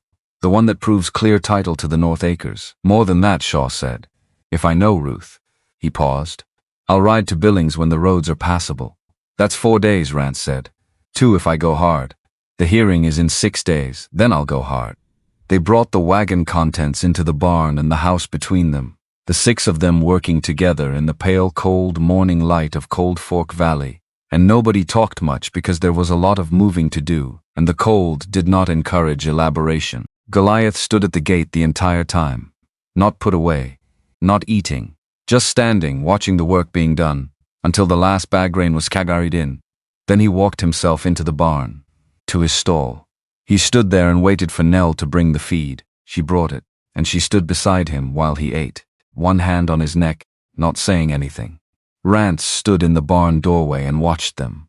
There were moments, he was finding, that did not arrange themselves in order with the other moments, that sat slightly outside the sequence of events and demanded a different kind of attention. This was one of those moments. The woman and the horse in the pale barn light, the steam of their breath mixing in the cold air, the absolute stillness of the scene, as if the storm and the night and the 6 people walking through the snow and the wagon of provisions and the envelopes and all of it, had been moving toward this one quiet thing. He went inside to make coffee for 6 people. Clem sat at the table and accepted his cup with the gratitude of a man who has spent the last 8 hours in a Montana blizzard. Martha sat beside him with her hands wrapped around hers and steam rising to her face. "Read it," Clem said, nodding at the envelope Rance had set on the table. Rance looked at it. He picked it up, broke the seal, unfolded the paper inside. She had written it in her usual way, direct, with economy, with the particular Ruth Abner quality of saying the most important things in the fewest possible words, as if she had learned long ago that excess was a kind of dishonesty. It said, "Rance, you never asked for any of this, I know that. Margaret knew it too. That is partly why we decided together 7 years ago that you would not be asked. You have spent your whole life giving things. Your time, your labor, your silence, which is its own kind of giving. The one thing you never learned was how to receive. This is your practice. Let the horse do what I trained it to do. Let the people in that valley do what they have been wanting to do for years and never had the shape to do it in. Let the doctor from Billings do what she came here to do. and let yourself be the person who makes room for all of it, which is not nothing, Rance. It is the hardest thing.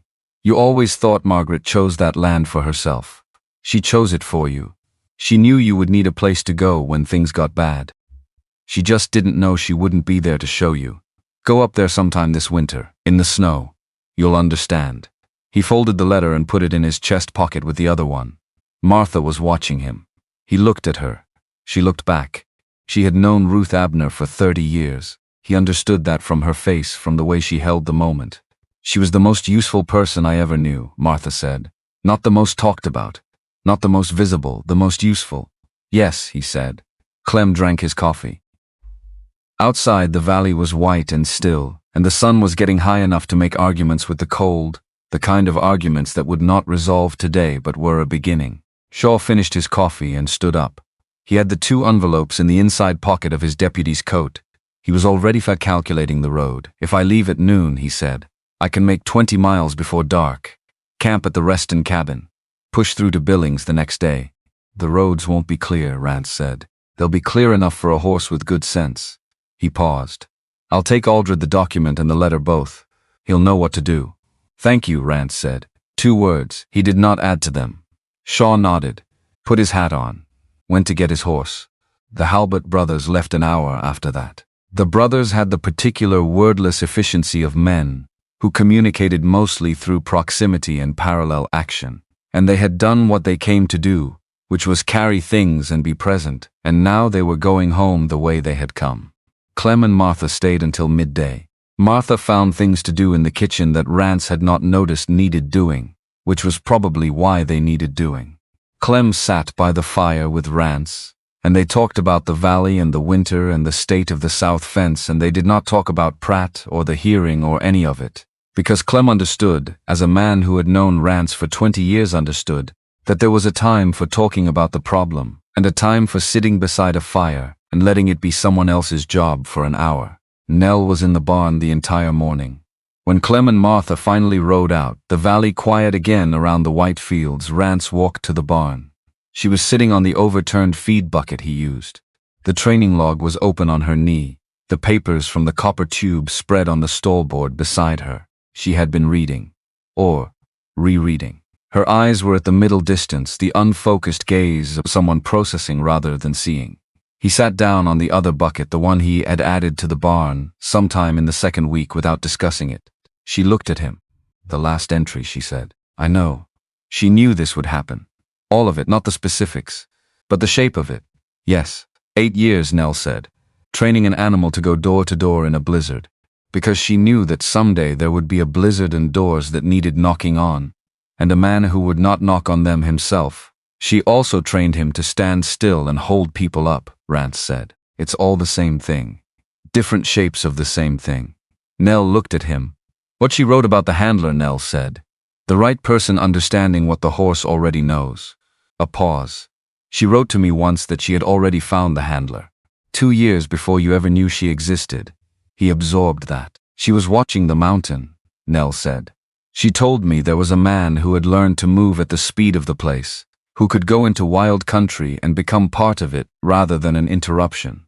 She said that was exactly what the program needed, and she did not know yet how to arrange it. And then Margaret died. And then Margaret died, and she made her arrangements. Nell closed the log. She was practical that way. She used what was real and what was in front of her. She didn't waste grief. No, Rance said, she didn't. The barn was quiet. Hope made a small sound from the corner stall, the particular sound of a calf who has eaten well and found the world sufficient. Buck made no sound. Goliath stood in his stall with his head slightly lowered, resting but not sleeping, the horse version of present. The hearing is in 6 days, Nell said. Shaw is riding to Billings, I know. But I want to do something else. She turned to look at him directly. I want to ride to Cold Fork tomorrow. When the roads are passable enough. I want to talk to Judge Harker myself. Harker is Pratt's. Harker is a man who signed papers without understanding all of what he was signing, Nell said. I've dealt with men like that. They're not corrupt exactly. They're convenient.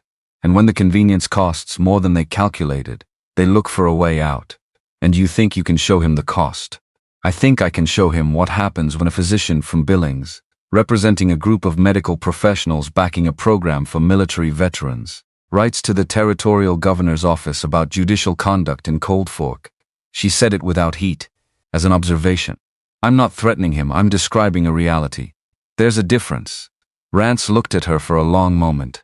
She had come here 11 days ago on a 3-day ride in November cold, alone, with a leather bag and a plan and a letter from a dead woman. She had fixed his hinges and pointed out his fence gaps, and sat across his table and read his land documents with care and ridden to town alone, and talked to council members and judges, and not once had she asked him to do anything she was not already doing herself. Nell, he said. She waited. He was not sure what he had intended to say. Something that was also not quite words yet. Something that lived on the other side of the restraint he had spent 7 years perfecting. He looked at her face in the barn light, the attentive eyes, the particular quality of someone who did not pretend not to feel things, but had learned to carry them without displaying them. Which was a kind of strength he recognized because it was his own. The documents, he said. The partnership. When Shaw gets back from Billings, when the hearing is done.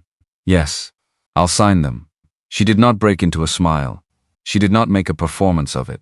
She simply looked at him with the level attention she gave everything, and she nodded once.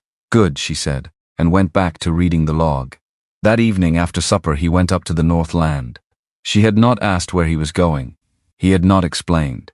He had put on his coat and his hat and his gloves and walked out into the early dark and up the path that his feet knew in the dark and the cold. The snow was deep up here, deeper than in the valley. The drifts had caught on the trees and shaped themselves into strange architectures, curved and precise, the way water shaped itself underwater, and the moonlight was coming off all of it with a cold silver completeness. He found the old pine. He put his hand on the bark. He stood there in the snow with the valley below him, the lights of the ranch house tiny and warm in the dark, and he understood immediately and completely what Ruth's letter had meant. Margaret had not bought this land for herself. She had bought it so he would have somewhere to go when the house was too full of her absence, so he would have a place that was entirely hers, and therefore entirely his to grieve in, so that when the world became too much, which she had known it would, which she had known him well enough to know it would, he had somewhere to climb to that was not just running away but was, specifically, going towards something she had left him. She had planned for his grief, with the same practicality, the same love that expressed itself through action, the same certainty that the person she was leaving behind would need things she could not stay to provide and therefore had better arrange before she went. He stood there a long time. He did not cry. But the knot behind his sternum, the one that had been there so long he had stopped feeling it as separate from himself, the one that had shifted slightly when Goliath first pressed its nose against his shoulder. It came looser, not gone, but loose enough. He looked down at the lights of the ranch. 2 windows lit now, the kitchen and the storeroom. 2 fires burning. 2 people awake in a house that had been one person in silence for 7 years. He started back down. The cold was absolute. The stars were out in the way they came out in Montana after a storm, as if the blizzard had scrubbed the sky clean, and everything was sharper and more numerous for it. He walked in his own footprints going up and found them easy to follow going down. He was nearly to the barn when the storeroom light went out. He stopped. One light now. The kitchen. He thought about that. About what it meant that one window in a house could hold this much ordinary warmth, this much simple, present, specific warmth. He went inside. She was at the table with her notebook. She looked up when he came in, noted the snow on his boots and the cold still on his face, and she did not ask. He sat down across from her. She planned for it, he said, for all of it. Yes, Nell said. She knew me better than I knew myself. That seems to have been her way. He looked at the fire. I've been carrying her for 7 years, he said, not badly, not wrongly. But alone, he paused. I don't think that's what she wanted. Nell set down her pen.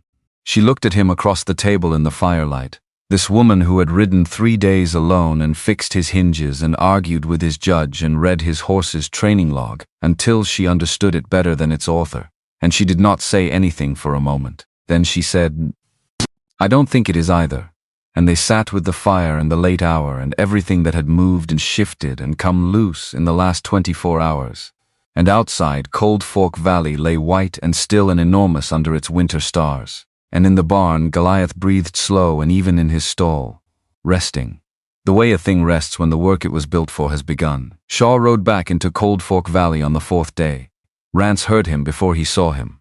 Single rider, moving faster than the road justified after 2 days of hard going in post-blizzard cold, which meant either the news was worth hurrying for or it was worth running from. He was at the paddock fence pulling a loose staple when the rider came over the south rise, and he set down the hammer and waited, and he knew before Shaw pulled up which kind it was. Shaw's face said the first kind, but only barely.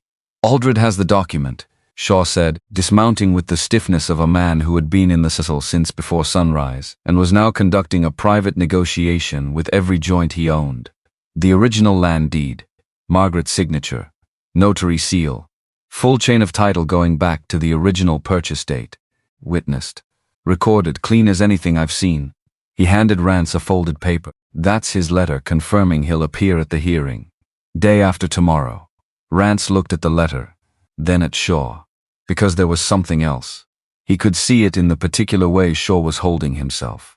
The set of the shoulders that was not quite relief and not quite dread, but somewhere in the narrow territory between them. "Tell me the rest," Rance said.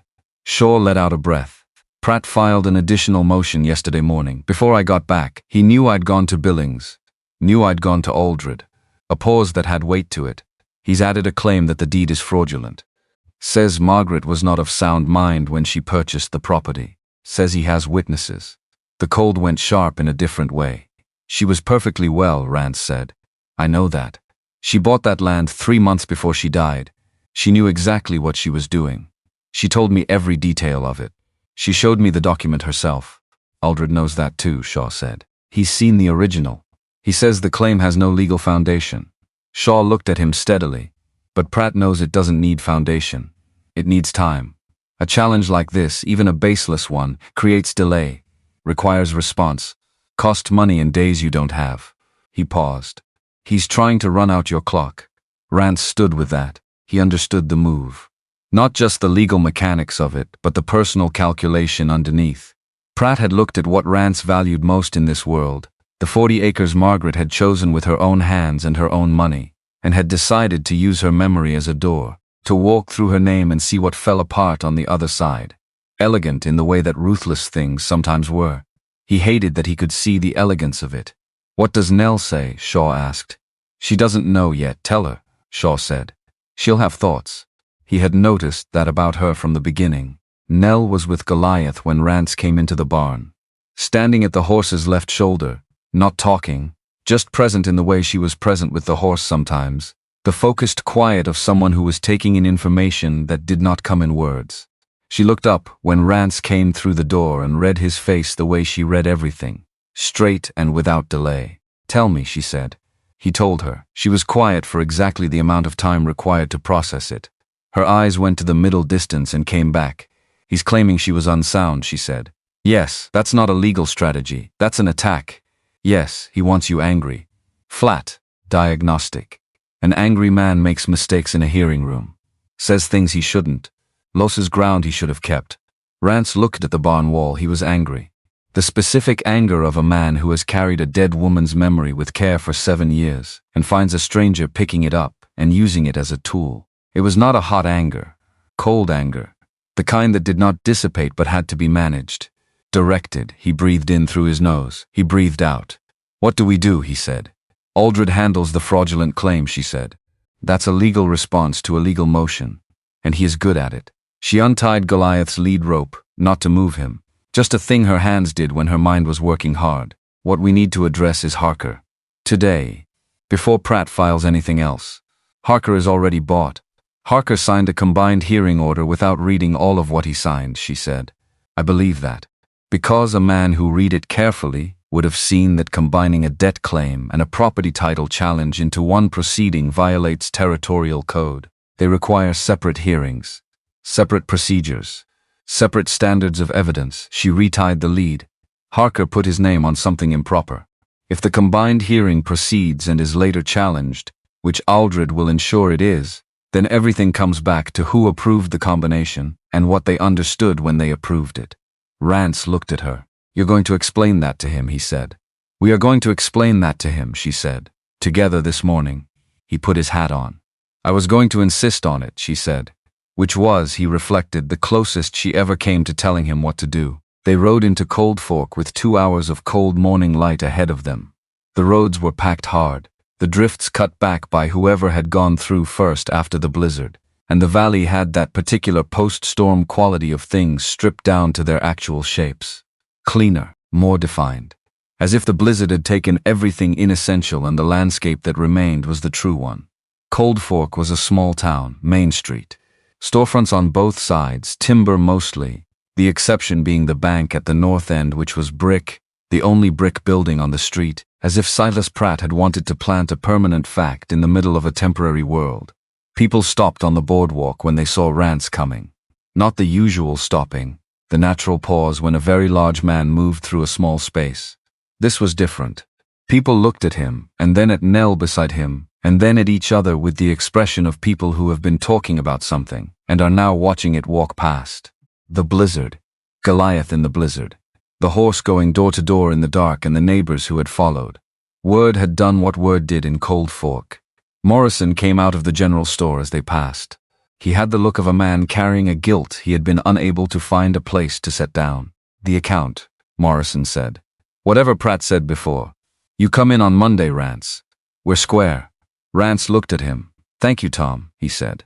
Morrison went back inside quickly, as if gratitude was something he had not prepared for and needed to recover from in private. Nell said nothing, but something in her profile shifted, a slight easing in the line of her jaw, the expression she made when things were moving in the direction she had assessed they would move. They tied up outside the courthouse and went in. Harker's office was at the back, past the clerk's desk, past the door that announced itself with a creak every time it moved. The room smelled of old paper and authority, the smell of decisions made by people who had not worked the land those decisions concerned. The clerk looked up, looked at Rance, looked at Nell, looked at the leather bag. "Judge Harker," Nell said. "Tell him Dr. Nell Cutter is here on a matter that concerns him professionally. The conversation will take 10 minutes and he will want to have had it before tomorrow." The clerk opened his mouth. Nell waited. The clerk stood up and went to the back door. 90 seconds. Then the door opened. Harker was 60, gray-bearded, the weight of a man who had spent decades sitting in judgment and eating well in the process.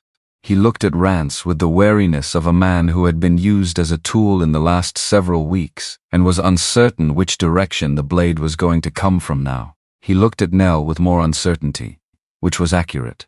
"Judge," Nell said, sitting without being invited, placing the bag on her knee with the precision of a physician setting out instruments. "I'll be brief." She opened the bag, laid 3 documents on the desk in a line. The first is the Territorial Code on Combined Hearings, relevant section marked. The second is the Combined Hearing Order you signed. The third is a letter from Mr. Aldred in Billings, who will appear for Mr. Bowman tomorrow, detailing the procedural irregularity in specific and documented terms. Harker looked at the documents, did not touch them. "I worked field hospitals for 4 years, Nell said. I know what it looks like when something is going to get worse before it gets identified. This is one of those things. If the combined hearing proceeds and is challenged on procedural grounds, which it will be, that challenge will examine the circumstances under which the combination was approved, who approved it, what they were given to read." She folded her hands on the bag. "I'm not here to threaten you. I'm here to give you the opportunity to read what you signed before someone else reads it for you in a context you won't prefer." Rance sat completely still. He was good at sitting still. Harker's hand moved to the first document. He read. He read slowly, more slowly than the length of the passage required, which meant he was reading it more carefully than he had read Pratt's original filing. When he set it down, his face had changed, not dramatically, but the wariness had shifted. It was no longer directed at Rance specifically. It had become more general, the wariness of a man recalculating a set of risks that had just expanded. "I was told a combined hearing was standard practice in property-adjacent debt claims," Harker said. "You were told incorrectly," Nell said. "Not unkindly. Just accurately. The additional motion. Mrs. Bowman's competence, filed without evidence and without foundation in fact or law," Nell said. "Mr. Aldred can address that in detail tomorrow." Harker looked at his desk. He looked at the documents. He looked at Rance. A real look this time. not the positioning look of before. And Rance held it without expression and said nothing. Because nothing needed saying. Because Nell had already said what needed saying, and adding to it would only dilute it. The hearings will be separated, Harker said. The debt claim proceeds tomorrow as scheduled. The title dispute will be heard separately, with standard procedure, full notice to all parties. A pause. The motion regarding Mrs. Bowman's competence will be dismissed for lack of evidentiary foundation. Nell gathered her documents back into the bag. She stood. "Thank you for your time, Judge," she said. They were on the boardwalk in the cold before Rance allowed himself to breathe at full depth. He stood beside his horse and looked up the street at the brick bank building. "Pratt will know by this evening," he said. "Yes," she said. "He'll come to the ranch. Almost certainly." She looked up the street, thinking about it with the same seriousness she brought to everything worth thinking about seriously. He has one move left. Something that doesn't go through a court. Something personal. She turned to her horse. "So we go home. We don't give him anything to work with." They rode home. Pratt came the next morning, before full light. Before the valley had decided what kind of day it was going to be, while the sky was still the particular gray of something that had not yet made up its mind. Rance was already outside. He heard 3 horses on the frozen track, and he was on the porch when they came up the rise. Pratt on his black Morgan with Roy Gant and Clyde Moss flanking him. The same arrangement as the very first visit. A man and his emphasis. Nell was behind him. He had not asked her to stay inside. She had not offered to.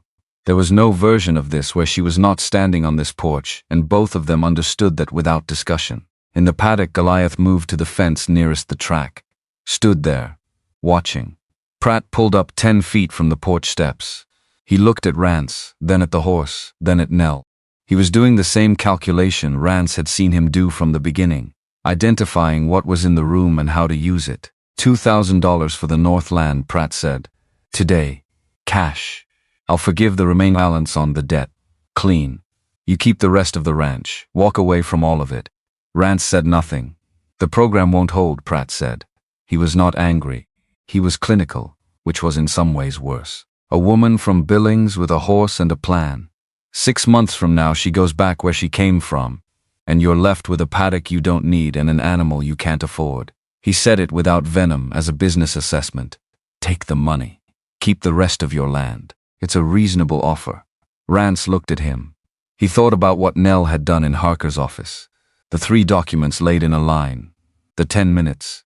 The way she had not threatened, had simply described a reality clearly enough that the person across the desk could see the shape of it and make his own calculation. No, Rance said. Pratt looked at him. The Northland is not for sale, Rance said. It wasn't for sale when you came the first time. It isn't for sale now. He kept his voice level, not without effort, but level. Aldred will be at the hearing this morning with the full chain of title, the additional motion you filed. He stopped. Let a breath go. You should not have put her name in a legal document, Pratt. Whatever else you thought you were doing, you should not have gone near her name. Something moved in Pratt's face, not remorse, but recognition.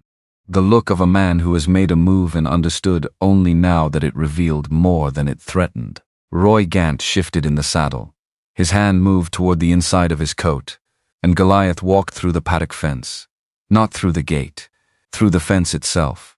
The section Rance had been meaning to reinforce for 2 weeks simply gave under 19 hands of deliberate forward movement. The rail splitting clean, and the horse came through without hurrying and walked to Rance's left side and stopped.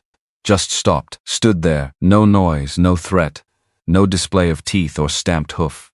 He simply came and stood, his shoulder level with Rance's shoulder, his breath rolling out in steady clouds in the cold air, his dark eyes on the 3 men and horses in the yard with an attention that was not aggressive, but was entirely uncomfortably complete. Gant's horse shied hard to the right. Gant grabbed leather. Moss's horse stepped back twice, and Moss barely kept his seat. Even Pratt's Morgan dropped its head and moved, 1 step 2, away from the fence, because Goliath was very large and utterly still, and he had appeared without announcement from a direction no one was watching, and now he stood beside the largest man in the valley, and the combined weight of the 2 of them, immovable and calm, and regarding you without any particular expression, was not a thing you wanted to be regarded by on a cold morning, when your own horse had already decided it wanted to be somewhere else. Pratt looked at Rance, looked at the horse, and then, unexpectedly, he laughed. A short sound, not genuine. More like the sound a man makes when he has recognized that the position he is in has stopped being navigable and has not yet figured out where to go next. You got the horse to vote, Pratt said. The horse does what it decides to do, Rance said. Same as everyone else around here. Pratt looked at him for another moment. Then he turned his Morgan without drama and without the performance of a man who needed you to know he was leaving. Gant and Moss turned with him, their horses giving Goliath a wide berth, and they rode back down the track and over the south rise and were gone. Rance stood on the porch and watched the track for a long moment after they disappeared. Goliath stood beside him and did not move. Nell came down the porch steps and stood on Rance's right side, and the three of them, man and woman and horse, looked at the empty track in the cold morning light. It's not over, Nell said. No, he'll find another angle. Someday, probably. Rance looked at the track a moment longer. But not today, she agreed. He put his hand on Goliath's neck. The horse leaned into it, warm and solid and present, and Rance felt the specific weight of what the animal was. Not just what it had done in the blizzard or what it could do with a word, but what it simply was, standing in a cold yard on a November morning, choosing to be exactly here. Let's fix that fence, Rance said. Then we go to the hearing. The courtroom was full. He had not expected that. The hearing was on a Thursday morning in late November, the kind of morning that gave people good reason to stay indoors and tend to their own affairs, and there was no obvious reason for the people of Cold Fork to give up a working morning to sit in hard wooden seats and watch a legal proceeding that was, technically, about one man's debt and one piece of land. But the benches were full. Clem and Martha Yarrow in the third row, Curtis Webb near the back wall with his hat in both hands, the Halbert brothers side by side taking up the space of three ordinary men, Deputy Shaw at the wall near the door, Morrison from the general store in the second row, hat on his knee, Prentice Wald near the middle, and beside him a younger man, Thomas, who sat with the careful stillness of someone who had learned to take up as little space as possible, who had been in loud and dangerous places and had returned to a quiet world and had not yet fully reconnected the two. Rance had not known Thomas would be here. He looked at the room and understood what he was seeing. A woman on a ridge had written letters and sealed envelopes and trained a horse for 8 years, and a horse had walked through a blizzard, and word had moved through Cold Fork the way word moved through small places. And here were these people on a Thursday morning, because they had decided it was a thing worth being present for. Ruth's work. All of this was Ruth's work. He sat down beside Aldred. Aldred was a compact man of 50, with a gray beard clipped short, and the specific energy of someone who had been practicing law for 30 years, and had stopped being impressed by opposing counsel sometime during the previous administration. He spread his documents on the table with the efficiency of a man who knew exactly where everything was because he had put it there deliberately. Pratt came in with his lawyer. The lawyer was young, confident, an excellent coat. He sat down and organized his case with the assurance of someone accustomed to the weight of money being on his side. The combined hearing lasted approximately 20 minutes before it stopped being a combined hearing. Aldred stood up. He was not dramatic about it. He was never dramatic.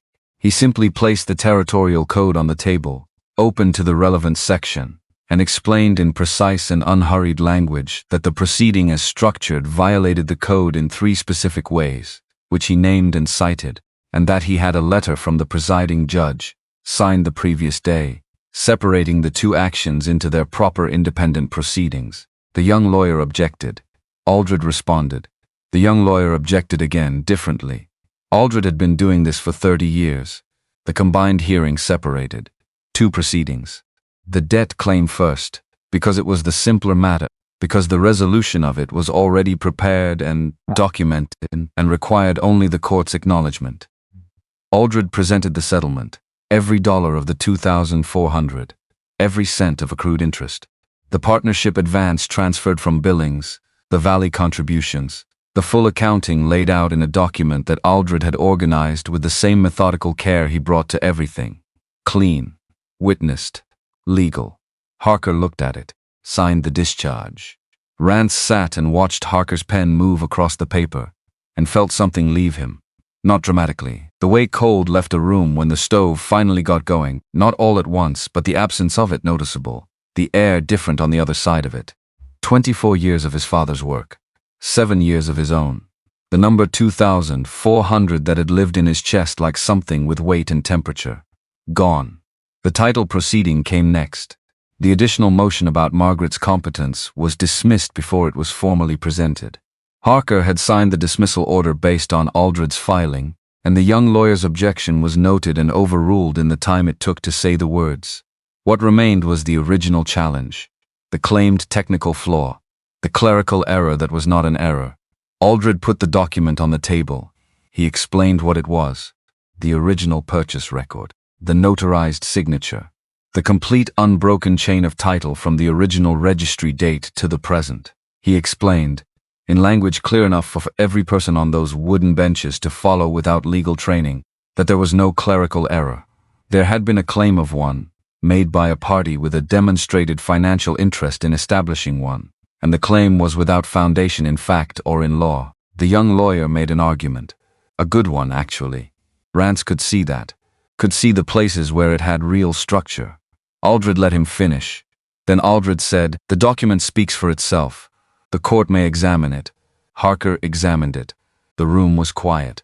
Not the waiting quiet of people watching a performance. The attending quiet of people who understood they were present at the moment when something specific and real was being determined, and who had come because that determination mattered to them.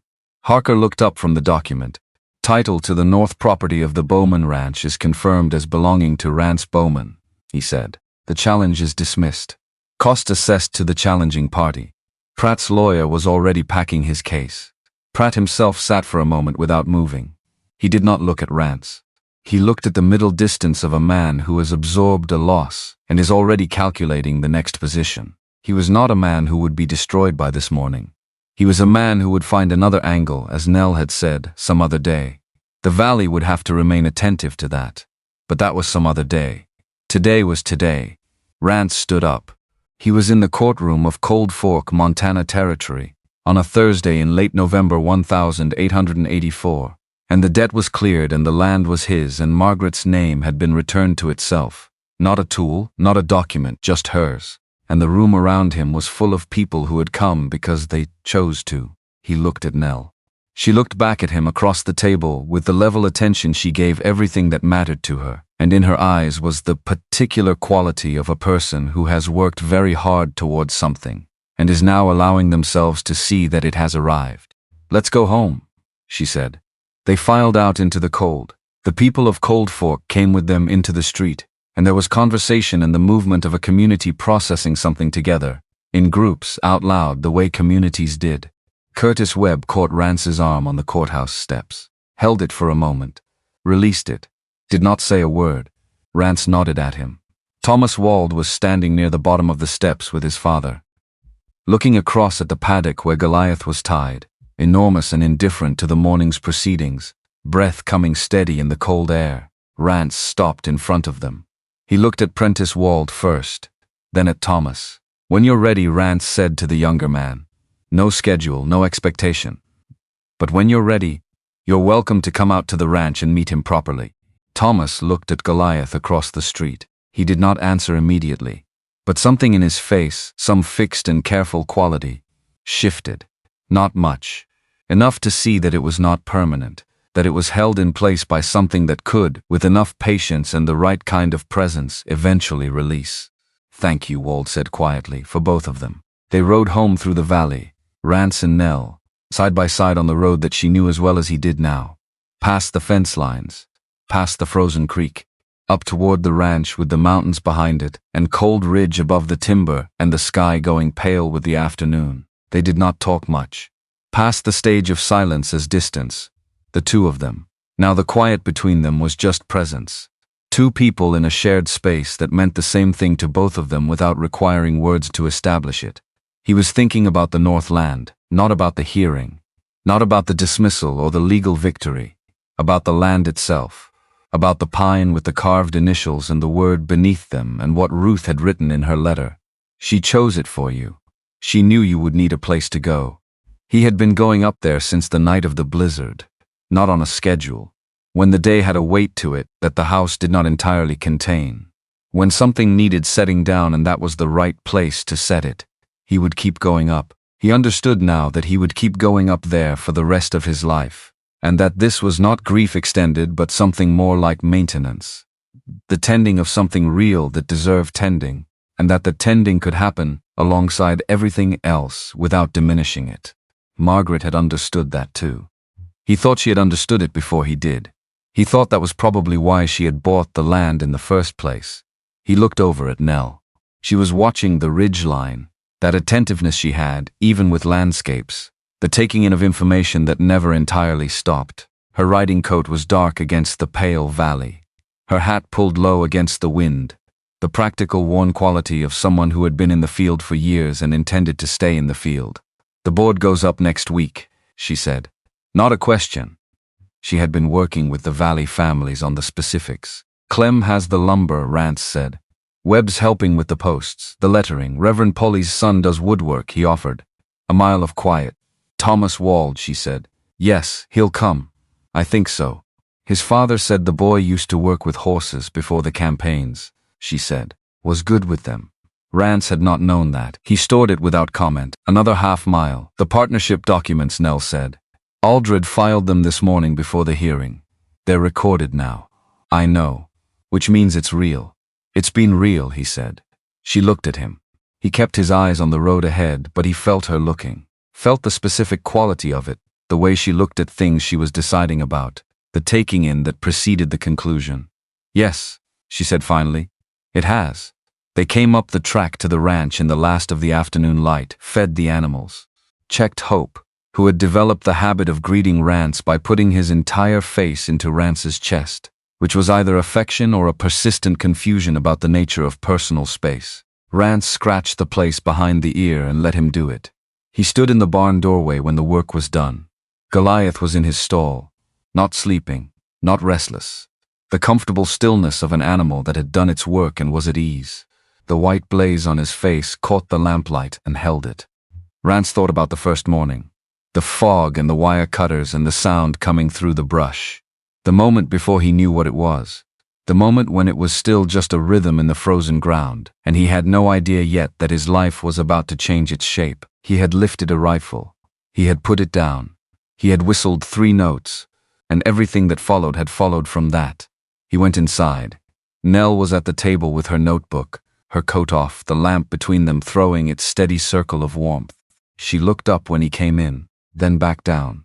He built up the fire and poured 2 cups of coffee and sat down across from her, and she did not stop writing and he did not require her to. This was the thing he had not known to miss. Not the talking, not the particular content of an evening shared with someone, the texture of it. The way a room with 2 people in it was a different room than a room with 1. The way her pen moving across the page, the occasional pause, the breath, the turn of the page, added up to something he had no name for, except that it was the opposite of the silence he had lived in for 7 years. Not better than that silence. Different, right in a different way. He drank his coffee and thought about tomorrow, about the board going up in the town square, about Thomas Wald standing at the paddock fence someday with his hand on Goliath's nose, about the work that was just beginning and would not be finished in any time frame he could see the end of. Good work. Worth doing. Ruth had known that, had organized her whole ending around the beginning of it. He thought about her on the ridge, the years of watching, the careful letters, the horse trained for 8 years not just to stand and hold but to go out in the dark when the path closed and knock on doors until someone answered. He thought about Margaret choosing the Northland, planning for his grief before she had to leave him in it, asking a woman she barely knew to watch over the man she was leaving behind. The things women did quietly that men walked through without seeing, until something made you see. "Nell," he said. She looked up. He was not sure, even now, how to say the thing he wanted to say. He had spent 44 years and 15 on a mountain developing a relationship with silence that was not going to dismantle itself in a single evening. But there was something that needed saying. Not a declaration. Not a performance. Something plainer, he said. What she wrote. That I needed to learn to receive. He looked at the coffee cup. "I don't know that I've learned it yet. But I'm a pause. Working on it." Nell set down her pen. She looked at him across the table in the lamplight. This woman who had ridden 3 days alone in November cold. who had fixed his hinges and read his land documents with her own careful attention, and argued with his judge and sat in his storeroom through a blizzard, and come out the other side still entirely herself. "I know you are," she said. "I've been watching." He looked at her, she looked back. And the fire did what fires did, and the lamp held its circle, and outside Cold Fork Valley lay dark and cold and enormous under a sky that had finally cleared to stars after the long gray of November, and the ranch was quiet, and in the barn Goliath stood in his stall and rested, and everything that had been set in motion the morning a horse walked out of the fog had arrived. Finally at this, 2 people at a table, a lamp between them, the end of a long day that had started 7 years ago. He reached across the table. He did not take her hand. He set his hand beside hers on the table, close, his palm flat against the wood, and she looked down at his hand and then up at his face, and she turned her hand and set it over his and left it there. Warm, small, certain. He did not move. Outside, the stars were very sharp and very numerous over Cold Fork Valley, the way they came after a storm, as if the blizzard had scrubbed the sky back to its original, and the light coming down was the oldest light there was. In the spring, when the snow went off the ridge and the aspen put out their first green, and the creek came back loud from the melt, Nell would write in her notebook by this same lamp in this same kitchen the date and a single line. A fact, precise and real, the way she recorded all facts that mattered. And she would look up at Rance across the table, and he would already be looking at her, because he had learned by then to read the particular quality of her stillness before she spoke, and he would know before she said it. And he would stand up and walk to the window and look out at the valley that was his father's and his and Margaret's, and now, in all the ways that counted, theirs, and he would feel, from the top of him to the ground, something he had not felt since the morning he stood in the fog with wire cutters in his hand, and his whole life contracting toward a number and a date, like a man with a future. Just that, a man with a future. Not alone.